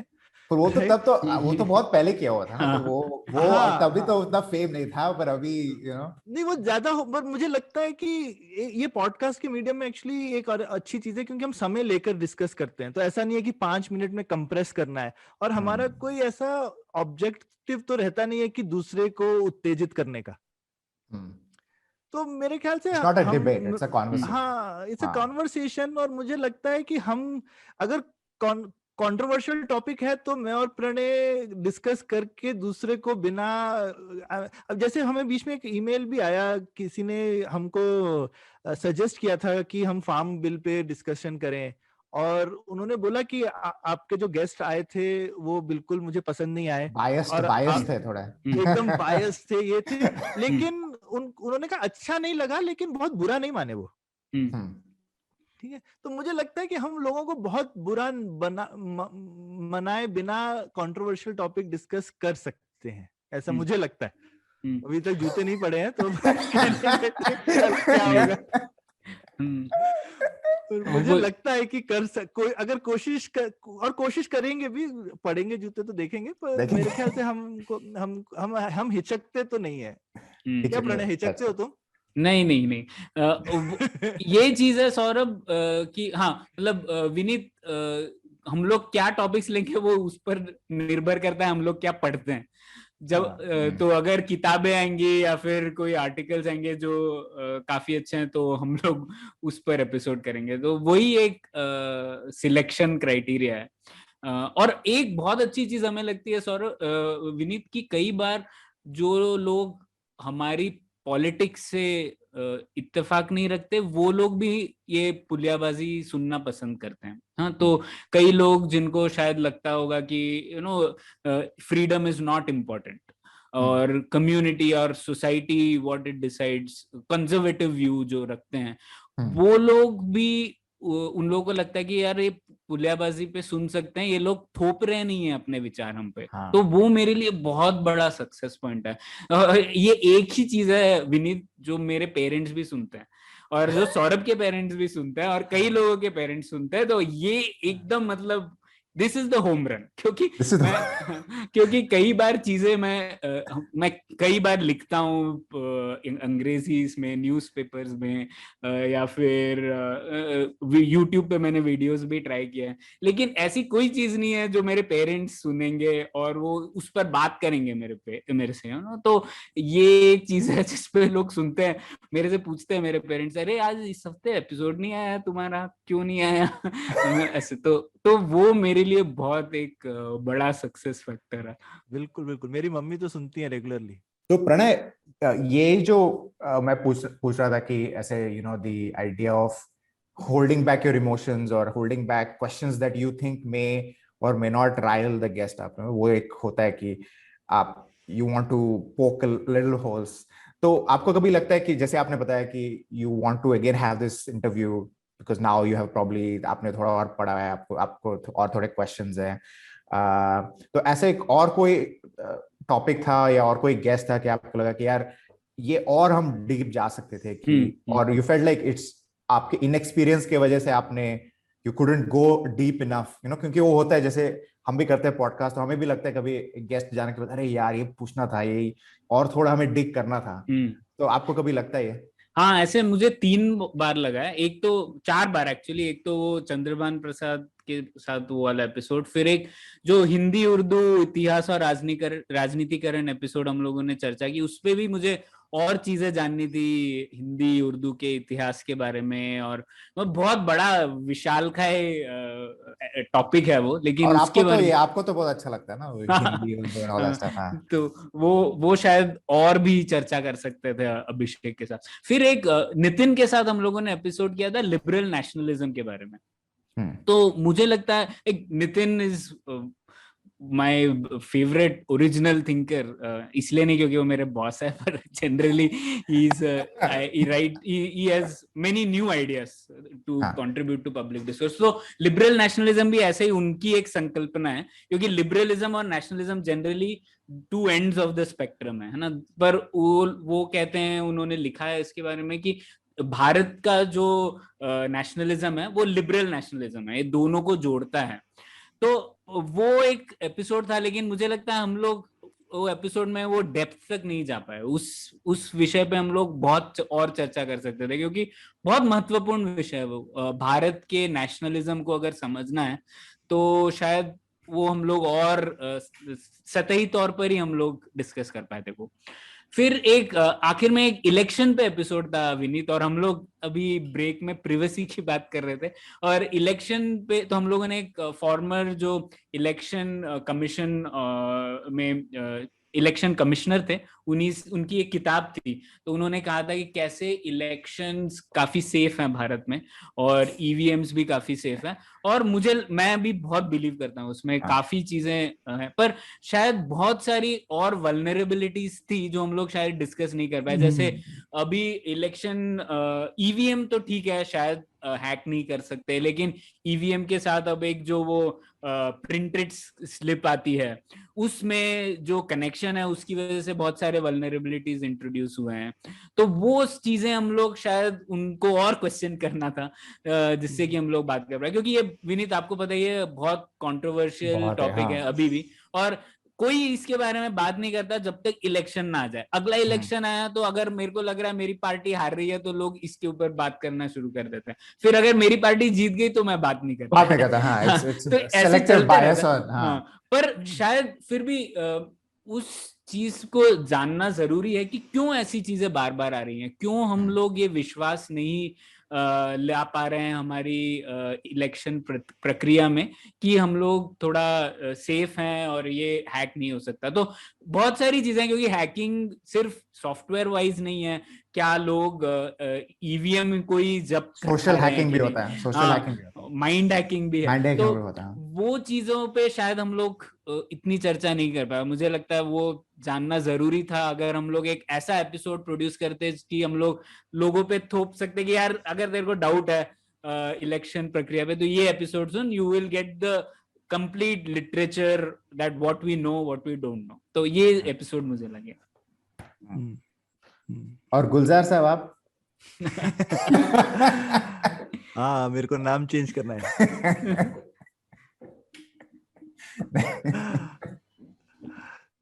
तो आई मीन मेरे को तो यूजुअली तो पहला जो तुम्हारा सवाल था होल्ड बैक वाला, तो मैं तो होल्ड बैक करता वर्ता हूँ नहीं, ठीक है। तो जो दिल में आता है वो मैं बोल देता हूँ यूजुअली, और ज्यादा से ज्यादा क्या होगा, गलत होंगे ना। हाँ। तो अभी मतलब तुम भी फाउंडर हो, मतलब एंटरप्रेन्योर हो के गलत होने की तो आदत हो जाती है, राइट? आदत आप हो रोज जाती है। रोज 10 बार गलत ही काम करते हो, ठीक है। फिर जो 2-3 सही हो जाए, अगर रोज 2-3 बार सही कर लिया तो बहुत अच्छा है, अचीवमेंट ऑफ द डे होता रहता है, ठीक है। तो गलत करने की जो हिचक है और गलती करने की हिचक तो दिल में है नहीं, तो मैं तो इसलिए मेरा ये होल्ड बैक वाला फंडा है ही नहीं। फंडा ही नहीं, ठीक है, सही है बात। ठीक है, तो सौरभ आप बोलने वाले थे आपके एपिसोड जिसमें हम लोग हाँ, और डिस्कशन कर सकते थे। हाँ, तो ऐसे तो मुझे यार हम हमेशा हम ऐसे बोल के चलते हैं कि 1 घंटे से कोई समय सीमा नहीं है, लेकिन लगभग 1 घंटा प्लस माइनस 10-20 मिनट में हम कोशिश करते ही हैं। तो बहुत सारे एपिसोड होते हैं जिसमें लगता है कि चर्चा चलती रहे, ओके, और बहुत कुछ होता है डिस्कस करने के लिए। जैसे आई मीन वो ऐसे बहुत सारे एपिसोड है। वो हिंदी वाला एपिसोड तो मेरे ख्याल से 5 घंटे का भी चलाते तो मैं और प्रणय कर लगे रहते। लेते। हाँ हाँ हाँ, हम लोगों के पास में वो कोई कमी नहीं है उस तरीके की डिस्कशन करने की। अभी हमने जो पिछला एपिसोड किया, एपिसोड 99, वो भी मेरा काफी फेवरेट एपिसोड है। दिशा के साथ जो हमने किया, मतलब आर्कियोलॉजी चाहते वाला। तो वो हम और 1 घंटा करते रहते डिस्कस। और प्रणय तो बहुत प्रिपेयर्ड रहता है, तो मैं तो मान के चलता हूँ हमको एनीवे ऐसी गेस्ट एक्सपर्ट है, हम थोड़ी एक्सपर्ट है, हम तो भोले बच्चे की तरह सवाल पूछने आ जाते हैं, राइट? तो ऐसा कुछ ऑब्वियसली अगर थोड़े और प्रिपेयर्ड हो तो और अच्छे सवाल पूछ सकते हैं। लेकिन मुझे लगता है कि आई मीन एक अनप्रिपेयर्डनेस में भी एक उत्सुकता होती है, जो कि स्वाभाविक उत्सुकता निकल करके आती है। तो वो भी मेरे हिसाब से वो भी उसकी भी एक जगह है। सही बात है, सही बात है। तो एक और क्वेश्चन, आई थिंक एक चीज जो मुझे अच्छा लगता है पुलियाबाजी का इज दैट आप दोनों जो कैरेक्टर्स हो थोड़े से, I mean there is a little difference in the characters, and I think जो आई वुडंट से टेंशन नहीं है, but just the difference of thinking वो उभर के आती है वेरी वेल, तो वो मुझे बहुत अच्छा लगता है। पर मैं एक चीज आपसे सौरभ आपसे पूछना चाहूंगा, आप एंटरप्रेन्योर हो और entrepreneurs are very action oriented by default, क्योंकि नहीं करोगे तो चेक नहीं आएगा, है ना, तो by default you're action oriented. और technically Puliyabaazi is a thought, you know, is a thought machine, है ना। और जो प्रणय करता है which is public policies, all thoughts and ideas and you know discourse and all of this stuff. तो आप कैसे उन दोनों वर्ड्स को आप ऐसे मिंगल करते हो? मुझे तो बहुत मुश्किल लगता है कि कैसे, मेरे को लगता है यार इतना बात करो, कुछ करो, है ना। तो आप उन दोनों वर्ड्स को कैसे आप एक ही आदमी में आप ऐसे यू नो डाल रहे हो कि आप एंटरप्रेन्योर भी हो, आप तक्षशिला में पब्लिक पॉलिसी भी सीखा, like how is it possible कि आप उन दोनों को ऐसे you know you are getting them together? तो थोड़ा आई मीन मैंने ऐसा कभी सोचा नहीं बहुत कि मैं कुछ अलग से कर रहा हूँ, लेकिन थोड़ा ट्रेनिंग भी है, क्योंकि ऐसा नहीं कि तक्षशिला में सिर्फ ऐसे जुड़ गए, मतलब वहां पे पढ़ाई भी करी। तो तो प्रणय और मैंने दोनों ने सेम ही कोर्स पढ़ा था शुरू में। प्रणय तो पढ़ाता भी है, मैंने तो गेस्ट लेक्चर ही लिए, प्रणय तो ठीक से पढ़ाता है। तो और वो तुम देखोगे भी वैसे क्वालिटी ऑफ क्वेश्चंस प्रणय के ज्यादा अच्छे ही रहते हैं मेरे से, ठीक है। तो वो थोड़ा ही इज द थिंकर, जो प्रोफेशनल थिंकर तो प्रणय है, राइट। तो मैं अपनी तरफ से कोशिश करता हूँ, ऐसा इतना नेचुरल तो मेरे ख्याल से नहीं है, लेकिन आदत है, क्यूरियोसिटी है कि कैसे किसी टॉपिक को पकड़ लिया तो छोड़ना नहीं। तो उसमें उसके एक पूंछ से पकड़ा और उसके बाद पकड़ के चलते गए, ऐसा नहीं कि एक दो ऊपर से सवाल पूछे और छोड़ दिया। तो वो आदत शुरू से ही है, ठीक है। किसी चीज के अंदर तक घुसना है, वैसी वाली जो आदत है वो है शुरू से। कीड़ा है दोनों में, कीड़ा है। आई थिंक जो डिफरेंसेस दिखते हैं, कीड़ा तो है दोनों में। तो मुझे लगता है प्रणय और मेरा स्टाइल काफी अलग है, लेकिन हमारे काफी सारा बैकग्राउंड मिलता हुआ है। जैसे हमारी वोकैबुलरी मिलती जुलती है। मैं बोलती हूँ ऐसे, जैसे हमारी जो हिंदी है ना, वो एक टाउनशिप हिंदी है, राइट। हमारे पेरेंट्स, प्रणय की आई थिंक वैसे मातृभाषा मराठी है, राइट प्रणय? हाँ, कोंकणी, मराठी, राइट। मेरे पेरेंट्स वैसे हिंदी में ही काफी बोलते हैं और अच्छी बोलते हैं, लेकिन उन लोगों की मातृभाषा जो है वो डोगरी या मिरपुरी है। पर मैं भी टाउनशिप एनवायरनमेंट में बड़ा हुआ हूँ, कॉस्मोपॉलिटन, जहाँ पे बहुत सारी भाषाओं के लोग रहते हैं। और यही हिंदी की तो खूबसूरती है ना। हिंदी उसीलिए तो बनी क्योंकि बहुत लोग एक साथ बात करते हैं, जो कि सब लोग हिंदी नहीं बोलते, या सब लोग एक भाषा नहीं बोलते। तो वो लोग जो सौरभ, ये आपने टाउनशिप वाली बात कही। जैसे विनीत और मैं, हम लोग नेवी स्कूल में थे गोवा में, और हम लोगों के यहाँ पे तो शायद हर एक बच्चा जो था वो अलग ही स्टेट से था, क्योंकि बहुत छोटी सी क्लास थी। तो एक कन्नडिगा था, एक केरला से। हाँ, तू तो कूर्ग से है, कूर्गी, हाँ, टेक्निकली नॉट कनेक्टेड। तो मतलब ऐसे अलग अलग जगह से थे, लेकिन हमारी लिंक लैंग्वेज हिंदी थी सौरभ। तो मतलब अंग्रेजी में बात करते थे, पर मोस्टली इवन गोवा में, मतलब आप सोच लीजिए गोवा में तो जनरली बाहर भी लोग अंग्रेजी में बात करते हैं। जैसे इंदौर में आप स्कूल में भले ही कितनी अंग्रेजी अच्छे से बोलो, वो एक कदम बाहर आते ही आप हिंदी बोलोगे। लेकिन गोवा में भी ऐसे ही होता था। तो हमारी लिंक लैंग्वेज तो हिंदी थी। खेलते समय, बोलते समय तो बहुत सारे अंग्रेजी शब्द होंगे, ये हो गया, पर it was Hindi at its core. पर एक चीज मैं बताना चाहता हूँ, एक one story of our childhood की। हमारा जो लेवल था ना हिंदी का, सपोज 70 था, तो प्रणय का 95 है ना। तो प्रणय इतना अच्छा कर लेता था, पूरा ऐसे वो ऐसे लिखते थे, तो ऐसे में एकदम मुहावरे। तो हम भी लगे क्या ये मुहावरे लिख रहे हैं। नहीं, मुहावरे नहीं, आई don't know what you call that, but sayings, उसको अंडरलाइन करता था। तो हमें भी लगा हमें भी बोलेंगे जिसको। हाँ, तो हमें भी वो करना पड़ता। एंड इतना हमने लाइक ऑब्वियसली क्लास में कंपटीशन होता था, अभी प्रणय नंबर 1 था फॉर द मोस्ट पार्ट। तो हम we had to work so hard in Hindi कि 10th में जब मेरे मार्क्स आए, I had more in Hindi than English.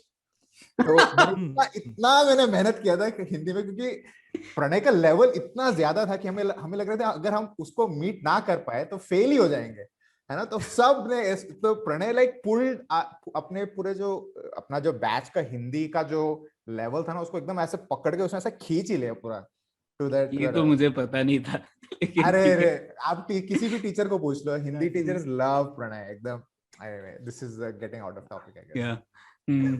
लेकिन वो भी था एक कि हम लोगों की जो हिंदी है ना विनीत, और वो स्कूल में भी मुझे इतना ज्ञान नहीं था, लेकिन बाद में मुझे पता पड़ा कि मेरी जो हिंदी थी वो काफी उर्दू वाली हिंदी थी। तो मतलब काफी शब्द मेरे तो उर्दू वाले ही रहते थे।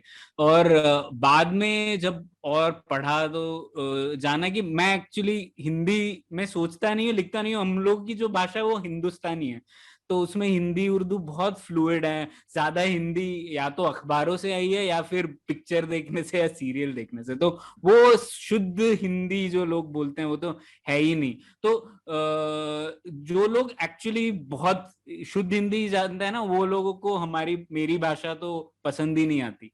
वो लोग बोलते हैं ये क्या है, ये हिंदी नहीं है। लेकिन यूपी में प्रणय, मैं तो यूपी में बड़ा हुआ हूँ, तो वो तो एक हिंदी भाषी प्रदेश ही है। वहां पे ये हिंदी काफी सहज हिंदी मानी जाती है इस तरीके की। मध्य प्रदेश में मैंने देखा है कि थोड़ी सी डिफरेंट, तो इसलिए मैंने बोला कि हमारी एक अलग तरीके की हिंदी है, क्योंकि हिंदी भी इतनी तरीकों की है ना, कोई हिंदी भी एक तरह से हर जगह नहीं बोलते हैं। तो ये कोइंसिडेंस की बात है कि हम दोनों एक ही तरीके की हिंदी बोलते हैं। वरना लोगों की हिंदी में काफी फर्क होता है अलग अलग जगहों की, जबकि हम दोनों बहुत अलग जगहों पे बड़े हुए हैं, लेकिन एक पूरे हिंदुस्तान में एक टाउनशिप हिंदी है। ठीक है, और वो टाउनशिप हिंदी हम लोग बोलते हैं। तो इसलिए हमारी हिंदी सुन के काफी लोग बोलते हैं कि आपकी भाषा सुन के हम समझ नहीं पा रहे आप कहाँ के हैं। तो ये हिंदी ऐसी है जो कि चेन्नई में भी किसी टाउनशिप में ऐसी ही हिंदी बोली जाएगी, गोवा में भी यही बोली जाएगी, और अरुणाचल प्रदेश में भी यही बोली जाएगी, और लुधियाना में भी यही बोली जाएगी। Township Hindi, township Hindi, coining words every day. हाँ, सौरभ यही करते हैं, वो एक एक नया नया टर्म निकाल के लाते हैं, तो वो अच्छा रहता है। सो आपने जो अभी क्या है, what's the plan for the next 100 episodes? आपने कभी सुना है, have you guys sat down and planned कि क्या करेंगे अभी नेक्स्ट? इतना हमने कर लिया ऑलरेडी, 4 साल हो गए ना? 3.5 साल। 3.5 हाँ, तो नेक्स्ट 3 साल क्या आपके? मैंने कुछ सोचा है, मैं बोलता हूँ। एक तो जैसे मैं आज देख रहा था, हम लोगों के 73 एपिसोड्स हैं जिसमें गेस्ट हैं, उनमें से सिर्फ 18 हैं जिनमें विमेन गेस्ट हैं। तो मुझे लगता है एक हम लोग एक करेंगे कि जो गेस्ट ज्यादा विमेन भी हो गेस्ट, तो वो एक करना है।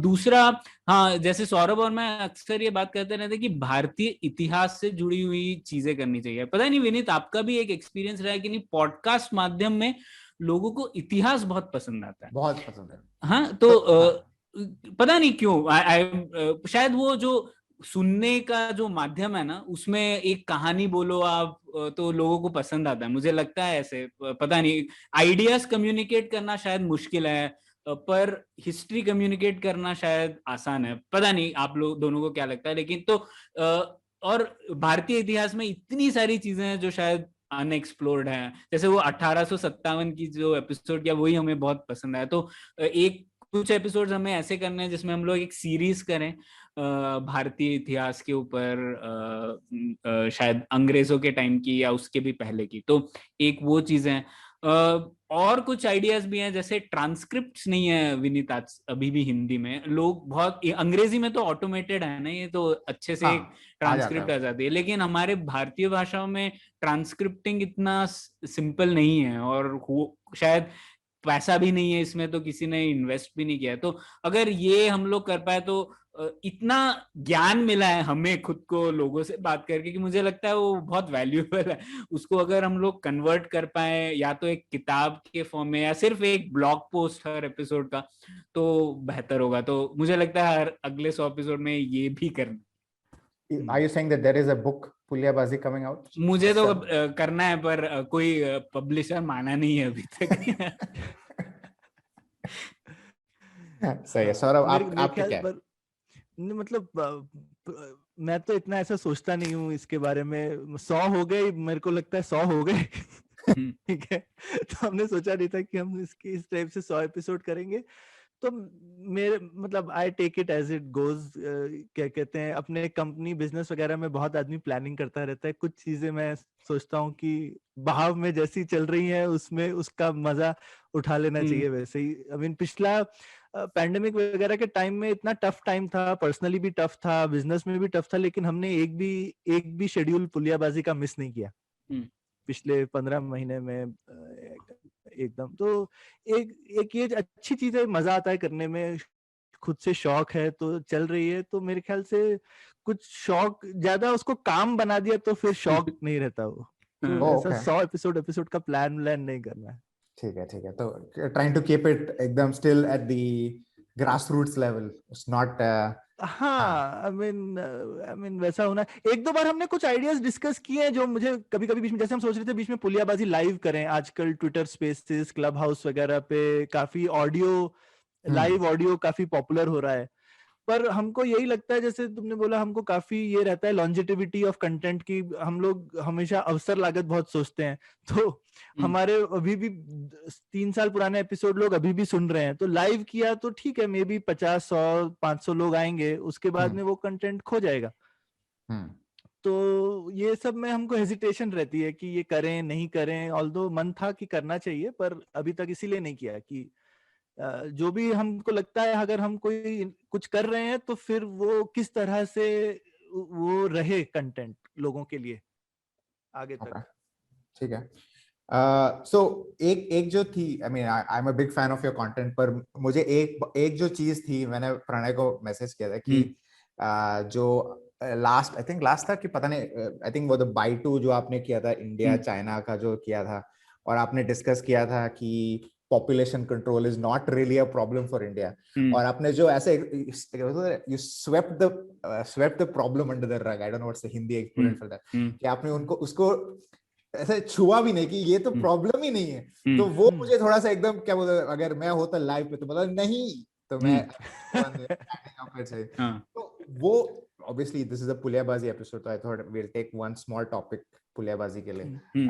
तो मैं ये I don't agree with you, because हम अभी देख रहे हैं जो चाइना में हो रहा है विद 2020 विजन की, ओ अभी ऐसा हो गया तो that was a bad idea, है ना, पर the reason why they did that 40 years back proved to be right, which is economic growth, and they had it, and now obviously they have a different problem, तो अब वो कुछ और करेंगे, they will create another policy to fix that problem. So why do the both of you think that population is not a problem for India, or population growth is not a problem for India? ये मेरा पसंदीदा विषय है। क्यों? Actually Vineet, आप जो कह रहे हैं ना, ये बहुत कॉमन धारणा है भारत में। अब मैं पब्लिक पॉलिसी में इतने लोगों से बात करता हूँ ना, जो हम लोग एक कॉजल चेन बनाए अगर कि भारत का प्रॉब्लम क्या है, तो सबसे पहली चीज शायद मुझे लगता है लोगों को ये लगता है कि भारत की आबादी ही भारत का प्रॉब्लम है, सबसे the basic problem, you know, even poverty का problem is related to it, ऐसे। तो ये एक चीज है, और इसीलिए थोड़ा बहुत मैंने पढ़ा है इसके बारे में। तो एक तो मैं ये कहूंगा कि शायद पॉपुलेशन प्रॉब्लम था, एक टाइम पर था, और 1950-60s में बहुत लोगों ने इसके ऊपर लिखा भी है, लेकिन मेरा मुद्दा यह था कि आज के समय पर वो प्रॉब्लम जो सॉल्व करना था वो सॉल्व हो चुका है, क्योंकि हम लोग देखें, मेजर करते हैं हम लोग टोटल फर्टिलिटी रेट से। आप कैसे कम करोगे लोगों के आबादी को, और लोग ज्यादा लोगों का जन्म नहीं होना चाहिए या फिर ज्यादा लोग मरने चाहिए। अब हम लोग मारना तो नहीं चाहते लोगों को, है ना, तो अब ये चाहते हैं कि लोगों की जो जन्म की जो गति है वो कम हो, तो वो भारत में ऑलरेडी हो चुका है ना। तो जो टोटल फर्टिलिटी रेट थी वो कम से कम 5 या 6 थी पर reproductive age of women in 1960, वो अभी रिप्लेसमेंट रेट पे पहुंच चुकी है, 2.2 है। कई सारे राज्यों में तो रिप्लेसमेंट रेट से और कम भी है। तो मुझे लगता है कि वो जो प्रॉब्लम था वो सॉल्व हो चुका है, उसको अब और क्या करोगे, मतलब what else can you do. तो मुझे लगता है कि उस पे और तवज्जो देने से ना हम लोग ये भूल जाते हैं कि problem is under governance and not over population. तो ठीक है, ओवर पॉपुलेशन एक टाइम पे था, अब उसको सॉल्व हो चुका है। अब अगर हम लोग सरकार को बोले कि यार देख, सरकार बोलेगी देखो कोविड तो स्प्रेड होना ही था क्योंकि हम लोगों की डेंसिटी इतनी ज्यादा है और लोग इतने ज्यादा हैं, हम क्या कर सकते हैं। तो ये एक कारण दिया जाता है to give excuse to governments inefficiencies और इनकेपेबिलिटीज। तो वो मुझे लगता है गलत है। हो गया, वो प्रॉब्लम था और वो सॉल्व होने की कगार पर है, उसको आप कुछ नहीं कर सकते। इसका बहुत एक रिलीजियस एंगल भी है विनीत, आपको पता ही है। लोगों को लगता है कि किसी रिलीजन्स का बहुत ज्यादा है, और वो भी डेटा नहीं है। मैंने हम पिछले एपिसोड में लिंक भी दिया था, पॉपुलेशन फाउंडेशन ऑफ इंडिया जो थिंक टैंक है पॉपुलेशन के ऊपर ही, उन्होंने काफी कुछ स्टडीज किए हैं, और ये जो टोटल फर्टिलिटी रेट गिरा है वो सभी रिलीजन्स के लिए गिरा है, सभी राज्यों के लिए भी गिरा है। जैसे दक्षिण भारत में लोगों को लगता है कि यूपी में कुछ नहीं हुआ है, यूपी में अभी भी बहुत सारे आबादी है, लेकिन आप वो भी देखें, टोटल स्टार्टिंग पॉइंट्स अलग अलग हैं दोनों के, लेकिन डिक्लाइन दोनों में हुआ है। ये सही बात है, हाँ। तीसरी बात मैं ये कहूंगा, चाइना का जो आपने कहा, वो ये तो कोरिलेशन इज नॉट कॉजेशन वाला चीज है एक्चुअली। चाइना में देखेंगे आप, और मेफंग की बहुत अच्छी किताब है इसके ऊपर, तो उन्होंने इस पे ऊपर लिखा है कि ज्यादा आबादी चाइना के इकोनॉमिक ग्रोथ के लिए बहुत जरूरी थी। प्रॉब्लम नहीं था, वो एक करेक्ट, वरदान था करेक्ट। उनके लिए, क्योंकि जो लो कॉस्ट लेबर मिला उनको, जो एफडीआई आया, और the mass employment and mass production जो था, वो इसीलिए हो पाया क्योंकि वर्किंग एज पॉपुलेशन में बहुत ज्यादा लोग थे एक जगह पे। तो वो प्रॉब्लम नहीं था उनके लिए। और जो गिराव हुआ है चाइना में भी, काफी लोगों को लगता है वो गिराव हुआ है वन चाइल्ड पॉलिसी की वजह से, लेकिन it is just a function of economic growth ना। जैसे समृद्धि एजुकेशन। बढ़ती है, हाँ, एजुकेशन। आप शहरों में आते हैं, शहरों में लोग कहाँ पर से छोटे घर हैं, कौन 5 बच्चे रख सकता है। तो ये तो भारत में भी हुआ है ना विनीत, हमारे पेरेंट्स हाँ, के वो तो जनरेशन में हाँ, 5-6 11 लोग थे, बच्चे। और सडनली आप देखेंगे कि उनके जनरेशन से जब वो माता पिता बने, तो the drop was very drastic. 5-6 से सीधा 1-2 हो गए हैं, है ना। तो वो हुआ है, तो वो चाइना में भी हुआ है। तो काफी चीज वो वन चाइल्ड पॉलिसी की वजह से नहीं है, बल्कि इकोनॉमिक ग्रोथ हुआ है, और तो वो भारत में भी हो रहा है। और हम लोग भूल जाते हैं कि जो ज्यादतियां हुई हैं उस वजह से, वो किताब में लिखा है कैसे वन चाइल्ड पॉलिसी के जब टारगेट्स दे दिए थे चाइना में, तो किस किस तरीके से लोगों को फोर्सफुली अबॉर्शन कराए गए हैं, लोगों को जेल कर दिया गया है। तो वो चीजें मुझे लगता है कि भारत जैसे समाज में नहीं आनी चाहिए, इसीलिए मेरा विचार इस पर ये। ओके, अब सौरभ, आप क्या बोलते हैं? मैं आई मीन नहीं तो नहीं, मतलब प्रणय ने तो एकदम सब कवर, और मेरे को लगता है कि ये जो ये पॉपुलेशन वाली चीज पे मैं तो बहुत टाइम से कन्विंस था कि ये थोड़ी गड़बड़ है। मैं तो एक थोड़े फंडामेंटल तरह से जाता हूँ कि आप कभी भी ना लोगों की पर्सनल फ्रीडम पे अगर आप चोट पहुंचा रहे हैं, तो मेरे को वैसे ही अनकंफर्टेबल लगता है वो आइडिया। और मुझे बहुत ये चीज लगती है, और हिंदुस्तान में हम लोग, मैंने देखा, बहुत कंफर्टेबल हैं लोगों के पर्सनल फ्रीडम को कर्ब करने के लिए। मतलब और इतना ज्यादा हम लोगों, अगर सब लोग मिलके बोले कि जैसे डिमोनेटाइजेशन था कि भाई आपके, अब आपकी जेब में जो नोट रखा है अब वो आपका नहीं है, खत्म। सब मिलके बोल रहे हैं, सबने मान लिया बड़े अच्छे से। तो मुझे लगता है कि एक हमारे देश में काफी हम लोगों को अपने से बच के रहना चाहिए बहुत। हम लोग काफी ज्यादा राइट, कि हम अपने ही बहुत बड़े दुश्मन हैं, जो कि हम लोग अपने ही आजादी पर कुल्हाड़ी मारने को बहुत जल्दी रेडी रहते हैं। तो जब भी कोई हमारी आजादी पे कुछ करे, तो पहले तो हमको वो चीज से, तो हमको पहले हमको अपने आप को प्रोटेक्ट करना चाहिए कि भैया ये क्या हो रहा है, भैया तुम मेरे को कैसे बता सकते हो कि मेरे को क्या करना चाहिए या नहीं करना चाहिए। ठीक है, मैंने जो किया, और उसके अगर जो कॉस्ट आ रहे हैं तो आप वो फिक्स कर लीजिए। ऐसा थोड़ी है कि फ्री में चीजें मिल रही हैं दुनिया में, और हिंदुस्तान में तो बहुत कुछ नहीं भी मिलता है ऐसे फ्री में। तो ऐसा इतना ऐसा सोचने की क्या जरूरत है हम लोगों को इस तरह से। तो ये मुझे लगता है कि आई मीन मैं तो बहुत अनकंफर्टेबल, लेकिन प्रणय ने तो एकदम आई थिंक सारे जिसको कहते हैं ठोस तुमको क्या कहते हैं क्वांटिटेटिव और क्वालिटेटिव सारे आर्ग्यूमेंट दे दिए। पर मेरा तो थोड़ा फिलोसॉफिकल ऑब्जेक्शन है इस पॉपुलेशन कंट्रोल को लेकर। विनीत, पर मैं आपकी राय सुनना चाहता हूँ।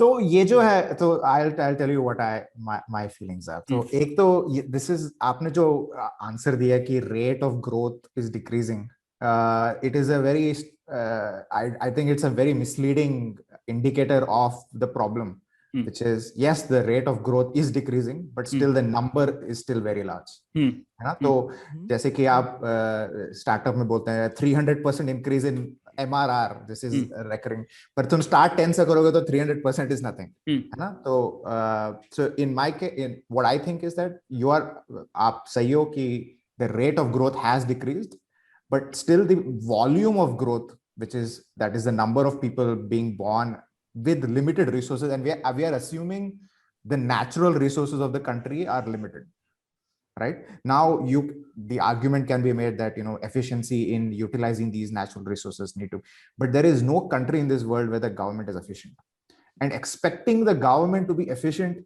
I'm sorry, I'm speaking in English, not Hindi. So an expectation from a government, especially a democratic government, where to be efficient at a large scale is an unrealistic expectation because it has not been shown to be true anywhere else. At least I have not seen any efficient government at a large scale. Yes, you know, countries like where I'm living, Luxembourg, Norway, they are small countries. It's easy to be efficient. So putting the onus on the government to be efficient to distribute resources is asking too much than a blanket policy of reducing whatever the child, one child, two child policy. So in that sense, I feel like there is a problem with the population. There is a problem because we don't have the ability to allocate resources properly, and we have limited resources. We have problems with water, we have problems with sanitation, we have all these massive problems. And if the volume of people keeps increasing at a rate that you say is less, but still the volume is much higher than any of the changes that we can bring.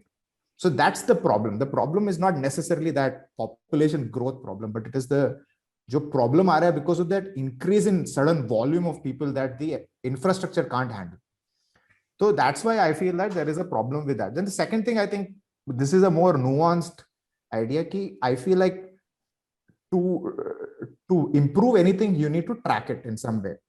And the higher the population you have, the diverse the population you have, it's much more difficult to track what are people doing. Are they doing the right thing? Are they, applying for the right subsidies? Jo bhi whatever a government needs to do to improve the life of its people, it is unable to do it because our population is so large. And we are a democratic government, so we are not like China where we can just hammer people into submission. So in a democratic setting, I think it is a big problem.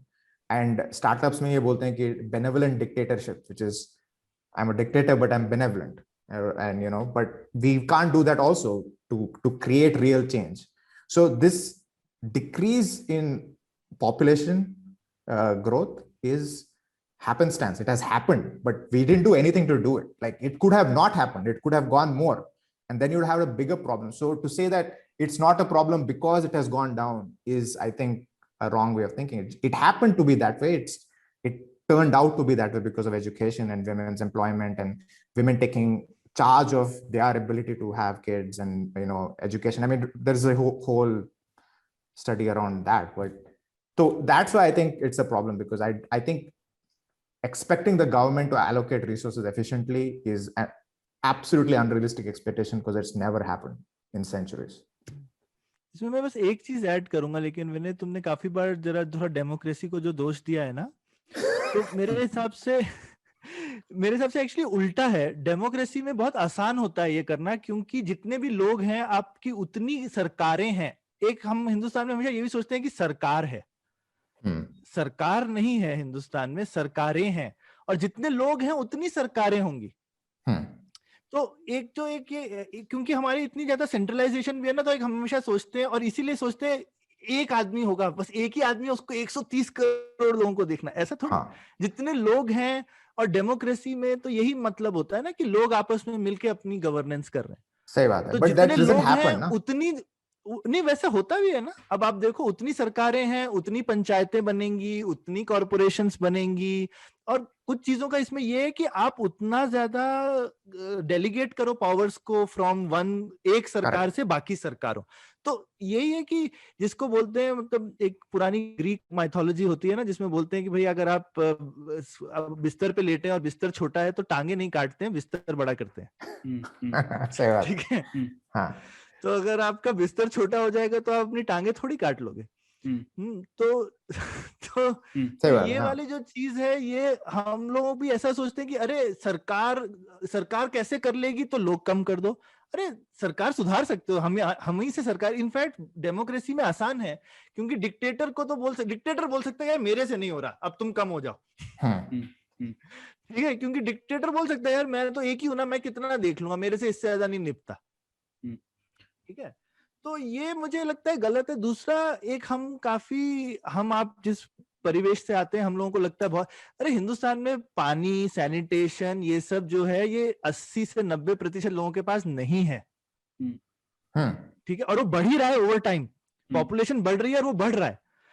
और इन सब चीजों की मैंने देखा population की complain वो लोग करते हैं जिनके पास है,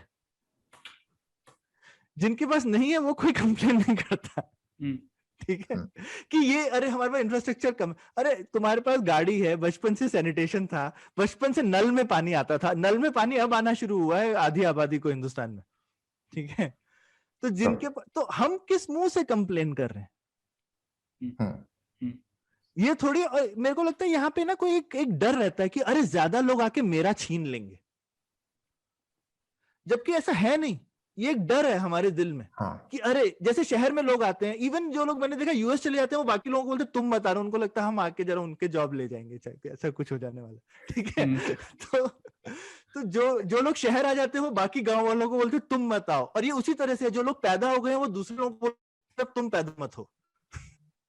ये सब एक ही कड़ी का और एक ही मानसिकता का, मेरे ख्याल से एक ये अभाव की मानसिकता है कि जो मेरे पास है वो चला ना जाए, छिन ना जाए, मैं ऑलरेडी कम है।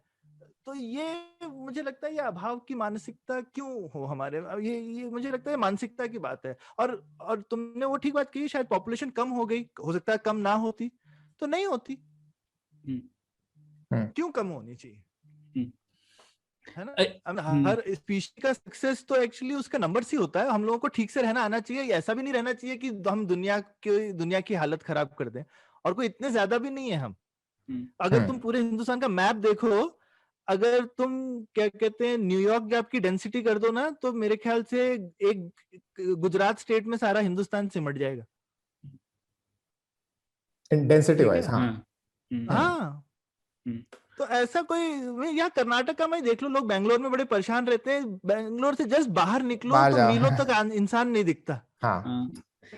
जैसे रीसेंट डेटा मैंने देखा था, the 4 southern states are more denser compared to the central and north Indian states, जबकि हमारी संकल्पना ये है ही नहीं, हम लोगों को लगता है वहां पर लोग ही लोग है और जगह ही नहीं। तो राजस्थान तो खाली है, कुछ भी नहीं है, मध्य प्रदेश में सिर्फ फॉरेस्ट है, 14% is covered by forest area. तो एक्चुअली ऐसा, हाँ, पर विनीत मैं आपके पॉइंट्स को और थोड़ा डिस्कस करना चाहता हूँ। एक conceptually allocation of resources is not the main function of the government, हम लोगों को लगता है वो है, पर एक्चुअली वो नहीं होना चाहिए। और हम लोग तो यही बोलते रहते हैं कि सरकार को कम चीजें करनी चाहिए, अच्छी वो चीजें अच्छे से करनी चाहिए। तो एलोकेशन, हाँ, एलोकेशन ऑफ रिसोर्सेज तो तब करना चाहिए जब यार सरकार, किसी भी इकोनॉमी में कुछ लोग होंगे जिन तक संसाधन नहीं पहुंच पा रहे हैं, उन तक पहुंचाने के लिए सरकार को रीडिस्ट्रीब्यूशन करना है। पर वो मेन गोल नहीं होना चाहिए सरकार का। सरकार का मेन गोल होना चाहिए law and order, defence, public goods, जिसे there is a public goods, economics में कॉन्सेप्ट है things which are public goods. तो उन चीजों को प्रोविजन करना है, वो सरकार का सबसे महत्वपूर्ण फंक्शन है। तो वो करना है हमें। सरकार एफिशिएंसी रिसोर्सेज में जाएंगे तो हाँ, हम लोग उसी प्रॉब्लम पे पहुंचेंगे जो आपने कहा। करेक्ट। दूसरा, जो ये 300x वाला आपने बात कही, उससे थोड़ी अलग चीज है यहाँ पर एब्सोल्यूट आप भी देखें तो जब टोटल फर्टिलिटी रेट 2.1 पहुंच जाता है, उसके बाद absolute numbers will start decreasing. हम लोग पहुंचे नहीं है, पर हम लोग पहुंच जाएंगे, मतलब कुछ शहरों में, कुछ स्टेट्स में तो पहुंच चुके हैं ऑलरेडी। तो आप देखेंगे जैसे डेटा है 2035 तक जो प्रोजेक्शन है, हम लोगों की non working age population, the working age to non working age जो रेशियो है, दैट वुड हैव पीक्ड। तो उसके बाद से तो घटाव ही होने वाला है। तो इसका मतलब है हम लोग वॉल्यूम वाइज भी एक टाइम के बाद श्रिंक हो जाएंगे जिस ट्रैजेक्टरी पर जा रहा है। तो वो पहुंच चुके हैं हम लोग ऑलरेडी, यू नो, तो हाँ, इतना दूर नहीं। तो उससे, उसके अलावा हम क्या कर सकते हैं? नहीं तो मैं तो बोलूंगा शायद, और मैं बताऊं विनी, तो मेरे ख्याल से कुछ टाइम में सरकार को एनकरेज करना पड़ेगा कि भाई बच्चे और पैदा हो तो जो है इकोनॉमी का बैलेंस रहेगा, वरना हिंदुस्तान को बहुत दिक्कत आने वाली है 2035 के बाद, जब डिपेंडेंसी रेशियोज खराब होने लगेंगे। Okay, I mean, like I said, I think my whole thing is your argument is that this is what an ideal government should ideally fix all of these issues. नहीं मैं तो कहता हूँ सरकार को हटाओ बीच में से, सरकार का इससे क्या नहीं, लेना पर देना? सरकार के बिना हिंदुस्तान आधी सरकार के बिना हिंदुस्तान चल रहा है ना। नहीं, पर वो तो अरे ज्यादा ही आइडियलिस्टिक हो गया ना। हिंदुस्तान में कोने कोने तक पहुंचती नहीं है। हम तो कैसे हिंदुस्तान हटाएंगे? की खासियत ये है कि हम बिना सरकार के चलते हैं। So I am also pro small government. तो ऐसा I also want less government. But the point is the reality की है government कुछ नहीं कर सकते उसके, like they have. वो ठीक है। हाँ, तो we have to think of solutions within certain constraints that we have, right? So in that sense, if I think about it, I cannot think of an like Pranay said, okay, you want to have a government that is efficient in certain aspects. That is an idealistic view. Yes, absolutely. Democracy in idealistic terms should function absolutely well, like you said. There should be small governments in different areas. But in that episode itself, where you both discussed how that is not the reality, where the power lies in one, in like, you know, I think you guys discussed that. लेकिन पूरी तरह से भी नहीं है। I mean, हाँ, पर ये हिंदुस्तान में हमेशा होता है, कोई चीज पूरी ब्लैक एंड व्हाइट नहीं होती। हमारे पास सरकारें हैं और कुछ चीजें चलती हैं लोकल, और कुछ चीजों में सरकार को लगता है वो बड़ी पावरफुल है, लेकिन एक्चुअली उसके हाथ वहां तक पहुंचते ही नहीं है। फाइनली समाज आपस में चल ही रहा होता है। नहीं, वो तो है, वो तो I agree with you 100% कि the government is not really helping anybody do their day-to-day stuff in वो तो है। तो कम लोग होंगे तो क्या होगा विनीत, मेरे को ये हाँ, बताओ। तो वो तो मैं समझ गया हूँ, पर but in the end ये जो public infrastructure है, ये तो the government only, like you can't go and build a road, right? You can't do it. नहीं, क्यों? सरकार भी आजकल तो ज्यादातर इंफ्रास्ट्रक्चर कॉन्ट्रैक्ट कंपनीज बनाती हैं। बनाती नहीं है, वो बनाती हैं, पर वो उसके लिए परमिशन भी चाहिए होता है। एक बिल्डिंग कंस्ट्रक्ट करने के लिए भी तुम्हें परमिशन चाहिए। ठीक है, तो इन दैट सेंस, हाँ, तो अभी if you go and speak to any contractor that is trying to build क्या बोलते हैं, हाउस है ना, तो building, they have to give a lot of money to the government as corruption, right? So the point that I'm trying to make is that as much as, even if you think that the private sector is the one that is going to fix our problems, when it comes to infrastructure, the way our laws are written is that for every infrastructure development that needs to be done, the government has to either give a tender, which is a corrupt process in itself, and or they have to be bribed a lot to get that allocation, even if you have to build a small road. इन चीजों में corruption से क्या problem है? जितने ज्यादा लोग होंगे उतना पैसा खिलाएंगे। हाँ, तो वही तो मैं बोल रहा हूँ, तो that becomes a problem with the infrastructure. तो अगर नहीं क्यों, वो पैसा खिला के काम करवा लेंगे ना अपना। करप्शन से मैं मानता हूँ कि कोई एतराज हो सकता है कि अच्छी चीज नहीं है, लेकिन काम होने में करप्शन से क्या प्रॉब्लम है? करप्शन हो के काम तो चल ही सकता है। तुमको लगता है चाइना में करप्शन नहीं है? काम चलता है ना करप्शन के साथ वहां पे। चाइनीज करप्शन थोड़ा सा डिफरेंट है। हाँ, देखो अभी फर्क पे आ गया। देखो, करप्शन से काम कम नहीं होता है, काम ज्यादा करने से तो पैसा खाने के ज्यादा अपॉर्चुनिटी मिलती है। मैं corruption, I'm not just saying corruption is the problem. I'm saying that expecting the government to be efficient is the problem. Efficient ना भी हो क्या? Actually, efficiency is not what is required of the government. Also, like when we जब हम लोग देखते हैं सरकारों के बारे में, तो we judge governments on few parameters. For a corporate, efficiency will be सबसे ज्यादा जरूरी बात होगी। लेकिन हम लोग जब सरकारों के बारे में सोचते हैं तो there are other parameters. Equity, effectiveness, efficiency is one of them.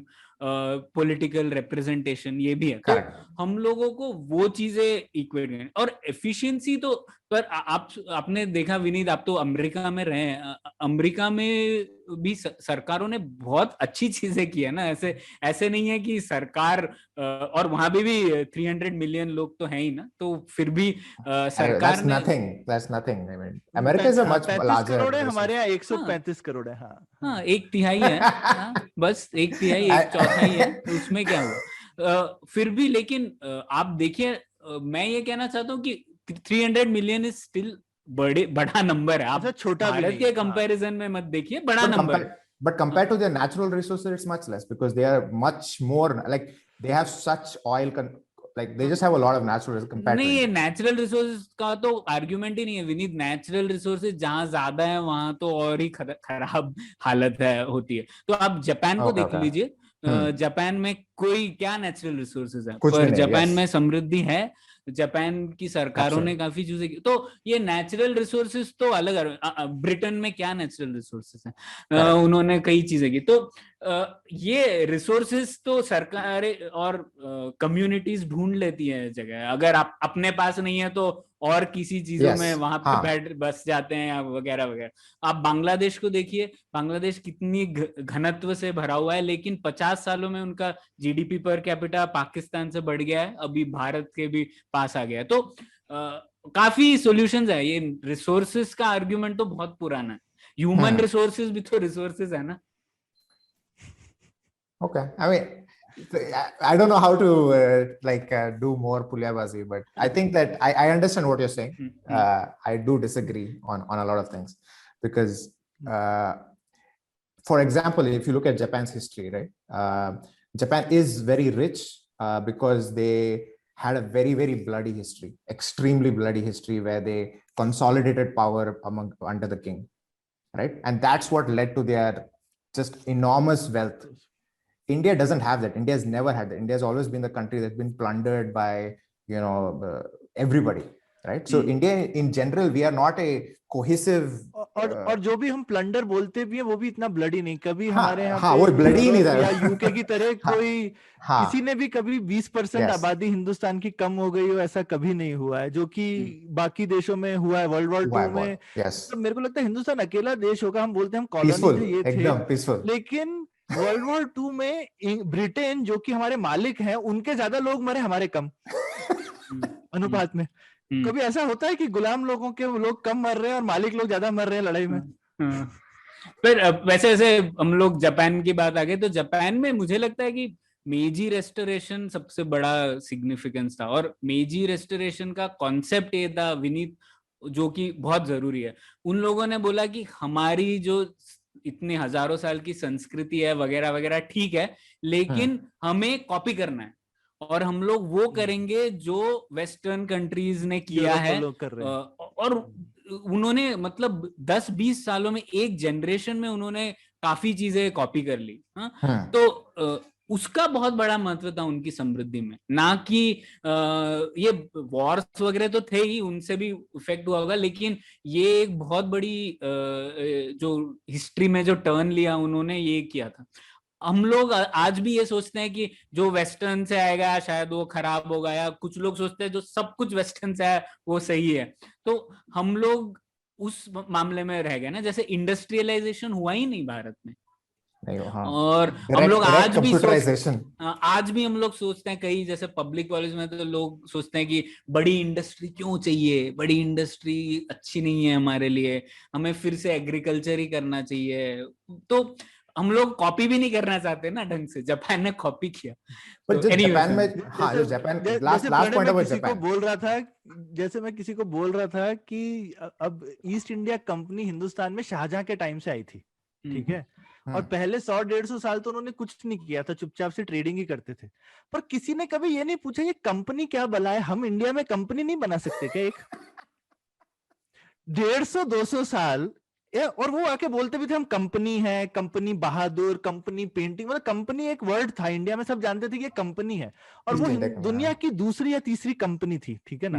दुनिया में उससे ज्यादा कंपनी, पहले डच ईस्ट इंडिया कंपनी बनी, फिर ये इंग्लैंड की कंपनी बनी, राइट। तो पर आपके देश में 100 साल से एक कोई नया जानवर आया कंपनी नाम का, तो आप मतलब एक बार सोचोगे नहीं कि ये क्या चीज है? मैं भी कंपनी, हम नहीं एक कंपनी बना सकते क्या?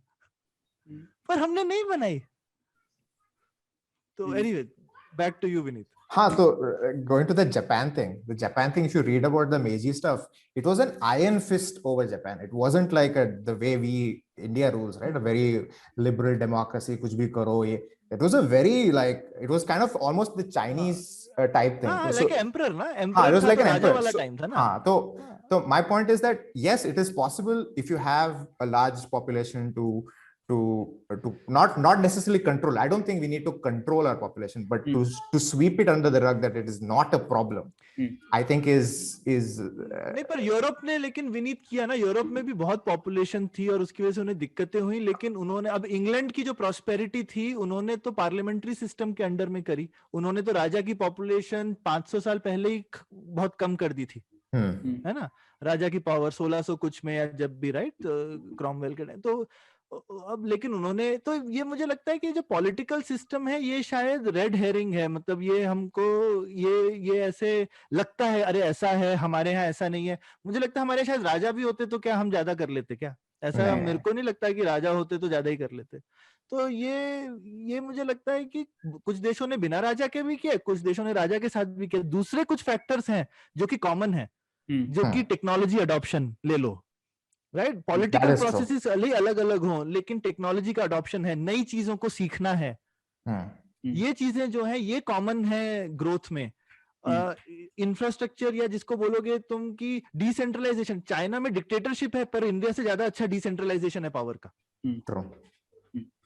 तो Albeit और ये जो corrupt, but चीजें still हैं, decentralized. हाँ, ये they may be corrupt, but still Very corrupt. Decentralisation से Yeah. करप्शन बढ़ेगा ही, हाँ. डिसेंट्रलाइजेशन से करप्शन हमेशा बढ़ता है, लेकिन there is very good decentralisation in China, जो कि इंडिया में नहीं है। तो ये कुछ कॉमन कॉन्सेप्ट्स हैं जो हर जगह दिखेंगे। पॉलिटिकल सिस्टम, मेरे ख्याल से अलग अलग पॉलिटिकल सिस्टम्स में आप सक्सेसफुल हो सकते हो, हमको देखना चाहिए कि सक्सेस के पीछे के कॉमन रीजंस क्या हैं। Fair enough. Hopefully, we will have a successful political system soon in the next 150 years. ये तो गलत चीज बोल दी। We can succeed with any Without the political government. system. No, we can succeed with any political system. पर मुझे लगता है कि ये एक पावर है इंडिया का। मैं हमेशा लोगों को बोलता हूँ कि मैं ट्रैवल बहुत करता हूँ, तो हमेशा लोग पूछते हैं कि यार ये क्या है। मैं बोले इंडिया में बहुत पीसफुल है लोग, तो अगर कुछ लाइक वो चलता है एटीट्यूड है ना, is what is actually surviving and helping us survive. कि अरे चलता है यार, पावर नहीं, ठीक है।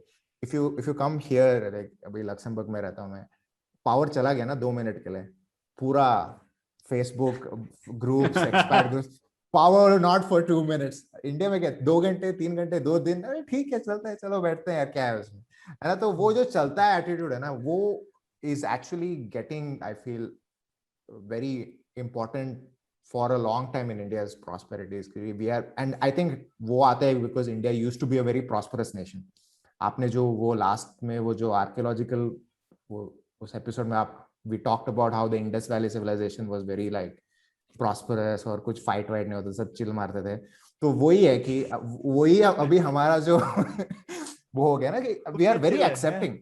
We are very accepting as a nation for different ideas, different cultures, very accepting for problems, and we are very accepting of people's faults जो दूसरे countries में नहीं है, because you know they are very monolithic or something. What do you call it? Very monocultural. So they have a very strict code of conduct. Whereas in India, because we are so multicultural, our code of conduct is very dispersed. है ना। तो कोई vegetarian खाता है, कोई non vegetarian नहीं खाता, कोई प्याज खाता है, कोई प्याज नहीं खाता, ठीक है, सब चलता है, you know, it's all a part of life. So that diversity is a good and a bad thing, because bad in the sense like we are not annoyed with the things that don't work, because we are like चलो चलता है, but that's also good in one. So हाँ, नहीं, बहुत अच्छी बात कही विनीत। जो आपका जो पॉपुलेशन वाला चीज है ना, इस डिस्कशन से मुझे लगता है मेन थिंग इज भिन्नता, जो डिफरेंसेस है, डाइवर्सिटी है। तो डाइवर्सिटी का आपने बहुत अच्छे पॉइंट्स बोले, कितने बेनिफिट्स हैं, और शायद भारत है यार इतना बड़ा देश है क्योंकि हम लोग इतने डाइवर्स हैं। तो और उसका ज्यादा हाइपर डाइवर्सिटी के कुछ कॉस्ट्स भी हैं, और क्योंकि हम लोग किसी भी चीज पे अग्री नहीं कर पाते लोग। हम भारत के बाहर जाओ तो लोग हमेशा आर्ग्यूमेंटेटिव इंडियन किताब की बात करते हैं, तो वो चीज है, उसका कॉस्ट है। तो Bharat is sui generis, a concept in itself. So स्वयंभू and I think इसलिए this Puliyabaazi, I think concept really resonates with people, because हम ऐसी है, like this is how we talk, this is how we, you know, disperse ideas. It's very free flowing, एकदम, yeah, I disagree with you, but let's agree to disagree. In other countries, it's not like, if I disagree with you, you're my enemy. I am against you. If I disagree with you on one point, then I'm against you in all other points. वो I think ये जो पुलियाबाजी ने ऐसा पकड़ा है, that nerve, if you may, कि, so I want to give you credit. So I want to get round this all up in a nice ribbon, and say that, you know, that I think ये जो आपने जो nerve पकड़ा है कि पुलियाबाजी का, you know, discussing ideas in Hindi, which also resonates लोगों के साथ, तो I think that's very powerful, and that's why हम भी फैन हैं, और आपके बहुत सारे फैन भी हैं, ट्विटर पे तो आपने लोग क्वेश्चन पूछते रहते हैं, तो प्रणय आपका, यू सेड दैट कोई क्वेश्चंस पूछ रहे थे लोग, और हाँ, तो एक्चुअली हम लोगों ने सवाल पूछे थे हमारे श्रोताओं से कि आप क्यों सुनते हैं भाई पुलियाबाजी, हजारों लाखों पॉडकास्ट है, आप क्यों सुनते हैं? तो मतलब लोगों ने कुछ जवाब दिए हैं, मैं सबका नाम तो नहीं ले पाऊंगा लेकिन मेटा डेटा मैं बता देता हूँ आपको। तो मेन 3 पॉइंट्स बोले थे लोगों ने। एक तो जो मुझे बहुत शॉकिंग लगा, लोगों ने कुछ बोला था अपनी हिंदी सुधारने के लिए सुनते हैं वो। तो मुझे थोड़ा डर भी लगा क्योंकि हमारी हिंदी खुद की इतनी अच्छी नहीं है। लेकिन ये भी है कि कई लोग, जैसे विनीत मैंने बोला, लोग अमेरिका से सुन रहे हैं, मिडिल ईस्ट से सुन रहे हैं, शायद उनको हिंदी सुननी है और एक इस तरीके की चर्चा तो होती नहीं है हिंदी में, मैंने बोला आपको। तो ये विषयों को हिंदी में सुनने का कुछ एक मजा आता है लोगों को, तो ये एक कॉमन रिस्पॉन्स था। दूसरा लोगों ने बोला हाँ ज्ञानवर्धन के लिए, तो किसी ने बोला था कि nerding out in Hindi is not possible anywhere else, तो ये शायद उनको एक माध्यम मिलता है, तो वो मुझे अच्छा लगा। और तीसरा जो मेरा फेवरेट रीजन है, परिवार वालों से चर्चा करने के लिए। तो जैसे एक काफी जानी मानी डेटा जर्नलिस्ट है गुरमन, उन्होंने ट्विटर पे लिखा था कि किस तरीके से वो अपने पेरेंट्स को सुनाती है जब ट्रैवल कर रही है कार में, और वो लोग पॉज करते हैं कुछ कुछ जगह पे और फिर डिस्कस करते हैं अपने पेरेंट्स से वो कि ये पॉइंट आपको क्या लगा, आपको क्या लगा वगैरह ना। तो ये एक चीज है जो लोगों ने बोला उन्हें पसंद आती है, वो अपने परिवार के साथ डिस्कस करते हैं इन विषयों पर। तो ये 3 कारण लोगों ने बोले, मुझे अच्छे लगे। एक और चीज सवाल था विनीत, और आपने भी लिखा था कि कोई टिप्स है क्या जो लोग शुरुआत करना चाहते हैं, तो शायद उसी पर एक बात करते हैं। और मैं आपके भी टिप्स सुनना चाहूंगा, आप भी एनबीए पे जो पॉडकास्ट चला रहे हैं उसके बारे में। तो मेरे हिसाब से और सौरभ आप भी ऐड कीजिएगा, एक तो पॉइंट सौरभ ने ऑलरेडी बोला था, कॉम्प्लीमेंटेरिटी हो तो अच्छा रहता है। तो सौरभ का पर्सनैलिटी पॉडकास्ट पे काफी अलग है मेरे से। सौरभ काफी सवाल पूछते हैं और मुश्किल सवाल पूछते हैं, मैं प्रिपेयर्ड सवाल पूछता हूँ, तो मैं पहले से लिख के रखता हूँ और गेस्ट को भी मैं पहले से भेजता हूँ, क्योंकि हम लोग हिंदी में बात कर रहे हैं ना, तो कंफर्टेबल भाषा नहीं होती कई गेस्ट के लिए, तो शायद एक कॉम्प्लीमेंटेरिटी चाहिए, एक चीज। दूसरा, स्टार्ट ऐसी गति पर शुरू कीजिए जो आप कंफर्टेबल हो। तो कई लोगों को प्रेशर ले लेते हैं हर हफ्ते करना है, तो आई थिंक एक सौरभ ने ये आइडिया दिया था कि 15 दिन में एक बार करेंगे, उससे ज्यादा हो ही नहीं पाएगा और वो बहुत जरूरी था, नहीं तो हर 7 दिन में तो हम लोग बर्नआउट हो जाते बहुत जल्दी। तीसरी चीज है जस्ट स्टार्ट, मतलब इक्विपमेंट वगैरह की एकदम आप इंतजार ना कीजिए, जो बेसिक इक्विपमेंट हो उससे बस शुरुआत कर दीजिए, बाद में इम्प्रूव करते रहिए। तो ये एक जरूरी पॉइंट था। और फाइनली हाँ, थोड़ी एडवांस प्लानिंग मुझे लगता है हेल्प करती है। जैसे कुछ सवाल आप भेज दीजिए पहले से गेस्ट को, तो लोग शायद और आसानी से चर्चा कर पाए, क्योंकि जैसे विनीत आपने शुरुआत इस एपिसोड की कि वो बहुत जरूरी थी, क्योंकि हिंदी आम माध्यम नहीं है इन सब विषयों का, गेस्ट को वार्म अप होने में थोड़ा समय लगता है। तो मैंने कई बार ऑब्जर्व किया है कि पहले 15 मिनट में लोग वो नोट ढूंढ रहे होते हैं, फिर 15 मिनट के बाद वो भूल जाते हैं कि वो एक अलग भाषा में बात कर रहे हैं, फिर इट्स जस्ट फ्लो। तो इसीलिए अगर आप पहले से सवाल भेज दें तो शायद फायदा होता है, लोग थोड़ा बेहतर प्रिपेयर हो जाते हैं। तो यही मेरे पॉइंट्स थे, आप दोनों का क्या मानना है? नहीं, आई थिंक तुमने सब अच्छे से कवर किए प्रणय। और मैं इसमें बोलूंगा कि जैसे खासकर फ्रीक्वेंसी वाला पार्ट जो है वो इम्पोर्टेंट है, क्योंकि अगर आपकी फ्रीक्वेंसी ज्यादा हो तो आपकी लिसनरशिप ज्यादा होती है, ऐसा होता है। लेकिन सिर्फ लिसनरशिप मत चेस करो, क्योंकि पॉडकास्ट आप अगर सही में चलाना चाहते हो तो आपको देखना है कि सस्टेनेबिलिटी क्या है, वो ज्यादा इंपॉर्टेंट है। तो अगर हम भी ज्यादा एपिसोड्स निकालते रहें और ज्यादा रेगुलर हों तो एकदम से लिसनरशिप शूट अप करती है, लोगों की हैबिट जल्दी डेवलप होती है, ऐसा लोग बोलते हैं, साइंटिफिकली है काफी कि हर हफ्ते करो तो बेटर है। पर हमने सोचा कि हमारे लिए वो जरूरी नहीं है। हमारे लिए ये जरूरी है कि हम इसको सस्टेनेबली कर सके। और मेरे ख्याल से ये चीज काफी लोग, पॉट फेड वर्ड है, लोग जो है खुद ही बर्नआउट हो जाते हैं या उनको, और मेरे ख्याल से 2 एपिसोड्स के बीच में इनफ टाइम नहीं मिलता, खासकर आइडियाज। ऐसा अगर आप करंट अफेयर्स कर रहे हो तो शायद रोज कर सकते हो हो, सकता है, हाँ, क्योंकि रोज कुछ हो ही रहा है दुनिया में, आप उसको डिस्कस कर सकते हो। तो ये भी डिपेंड करता है कि आप क्या कर रहे हो। हम्म, ठीक है। और दूसरा मुझे लगता है कि जैसे प्रणय बोला, बस करो, बहुत ज्यादा परेशान मत हो, करते करते अपने आप अच्छे हो जाओगे, अगर अच्छे नहीं भी हो तो। सही बात है। प्रैक्टिस तो करने से ही आएगी, प्रैक्टिस और मेक्स इट, गलत या होने से और ज्यादा से ज्यादा गलत ही होगे ना, क्या फर्क पड़ेगा। That's true. It's not that bad. हाँ, तो I think हाँ प्रणय, तो obviously I run a podcast called Ball is Bay, NBA podcast है, तो हम भी बोलते हैं कि we are the largest podcast in an Indian accent, NBA podcast in Indian accent, कि हम इंग्लिश में बात करते हैं पर अपने our accent is Indian. तो ये मैंने शुरू किया था मेरे co-host अश्विन के साथ। तो हम हमेशा आपकी तरह NBA डिस्कस करते रहे, ये क्या हो गया, तो मैंने एक बार बोला कि लेट्स स्टार्ट समथिंग, कुछ तो स्टार्ट करते हैं। तो हमने स्टार्ट किया आपकी तरह ही, we started putting it internet archive, क्योंकि हमने बोला वी वांट टू, हम एक भी पैसा इन्वेस्ट नहीं करेंगे, एक भी पैसा इन्वेस्ट नहीं करेंगे, हम देखेंगे कि कितना कितना गरीब हो सकते हैं हम लोग। है ना।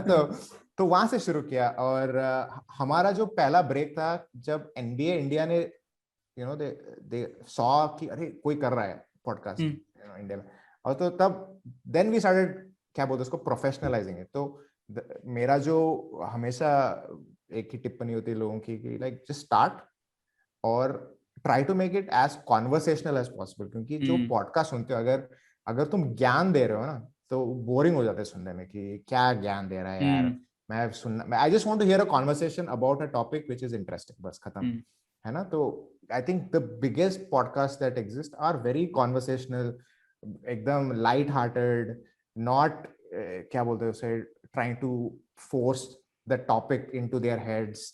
it is what you would call as a slow propaganda, एकदम स्लो प्रोपेगेंडा, फास्ट प्रोपेगेंडा नहीं है ये। इसमें कोई एल्गोरिथम नहीं है, कुछ नहीं है, स्लो है एकदम। तो think of and obviously the 2 people वाले podcasts are a little bit more fun and much more popular because of the conversational style. जो आपने बोला था कि जो हिस्ट्री वाला जो चीज है, that's also very big. I mean there are podcasts which are like 4 hours long on history. मैं एक सुनता हूँ civilization करके, and so that is also think of audience. This is very important. ये हमने सीखा है, क्योंकि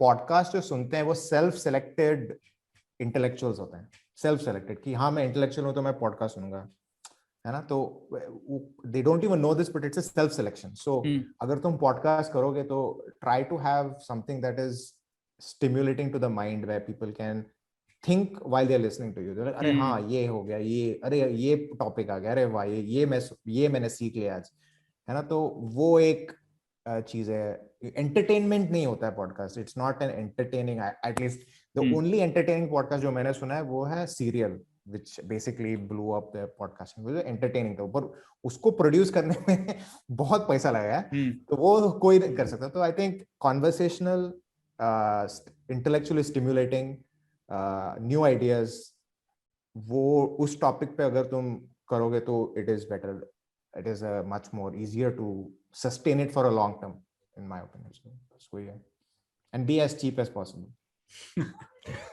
वो तो हम लोग प्रॉब्लम नहीं है। हाँ वैसे सौरभ, विनीत बहुत अच्छे बास्केटबॉल प्लेयर है। हम लोग स्कूल में रग्बी खेलते थे, वो ही सिर्फ बास्केटबॉल खेलते थे। अच्छा। बास्केटबॉल के साथ हम लोगों को तो आता नहीं था, तो शायद इसीलिए उन्होंने NBA पर पॉडकास्ट शुरू कर दिया। तो सौरभ, बिफोर ये खत्म होने से पहले, ये एक कहावत है कि, आई मीन नॉट कहावत, but I don't know what's saying that कि the best writers are the ones that read the most. तो the best podcasters are probably the people that listen to a lot of podcasts. तो आप कौन सा podcast सुनते हो? I mean, which are your favorite podcasts? Obviously, Ball is Bay is your favorite podcast, but other than that, other than those, other than that podcast. Actually, to be honest, ये pandemic के time पे तो मैं बहुत कम podcast सुन रहा हूँ, क्योंकि पहले सबसे ज्यादा पॉडकास्ट में सुनता था ड्राइव करते समय। अब तो सब घर से काम होता है ना, तो सुनना कम हो गया है, बहुत कम हो गया। हाँ, तो आई मीन तो करंट अफेयर्स में वगैरह 2 ही मैं पॉडकास्ट सुनता हूँ आजकल।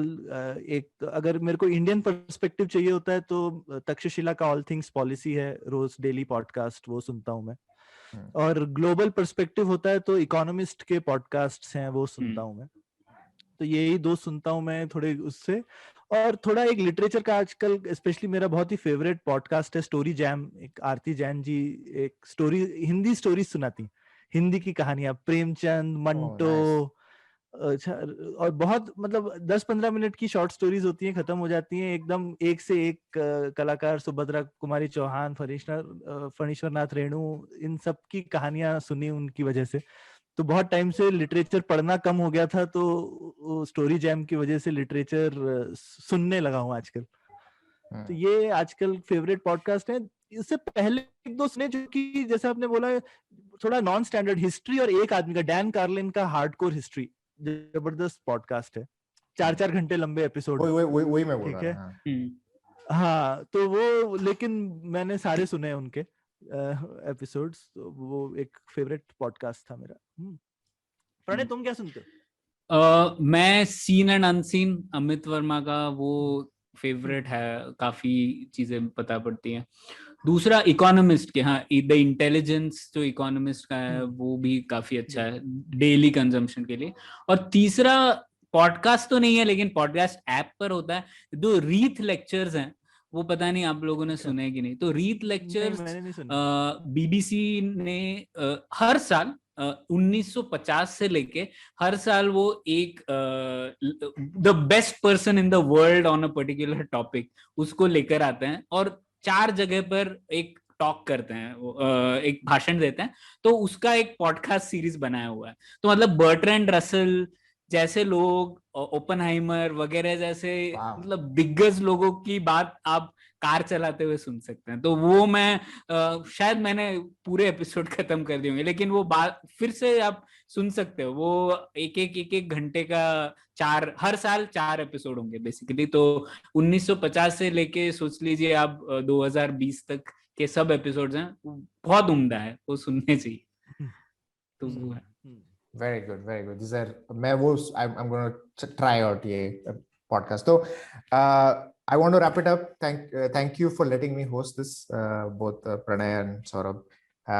And any last words, Pranay, Saurabh? नहीं, विनीत, बहुत बहुत शुक्रिया आपका, बहुत बहुत शुक्रिया हमारे सब जो गेस्ट आए हैं उनका, और स्पेशली श्रोताओं का, तक्षशिला का और हमारी IVM टीम का। ये सब हम दोनों होस्ट हैं, लेकिन काफी प्रोडक्शन वगैरह में बहुत सारा एक टीम वर्क है जो कि बैकग्राउंड में रहता है, अक्सर लोगों को पता नहीं पड़ता। तो इन सब के लिए थैंक यू, और आपको भी बहुत बहुत थैंक यू। IVM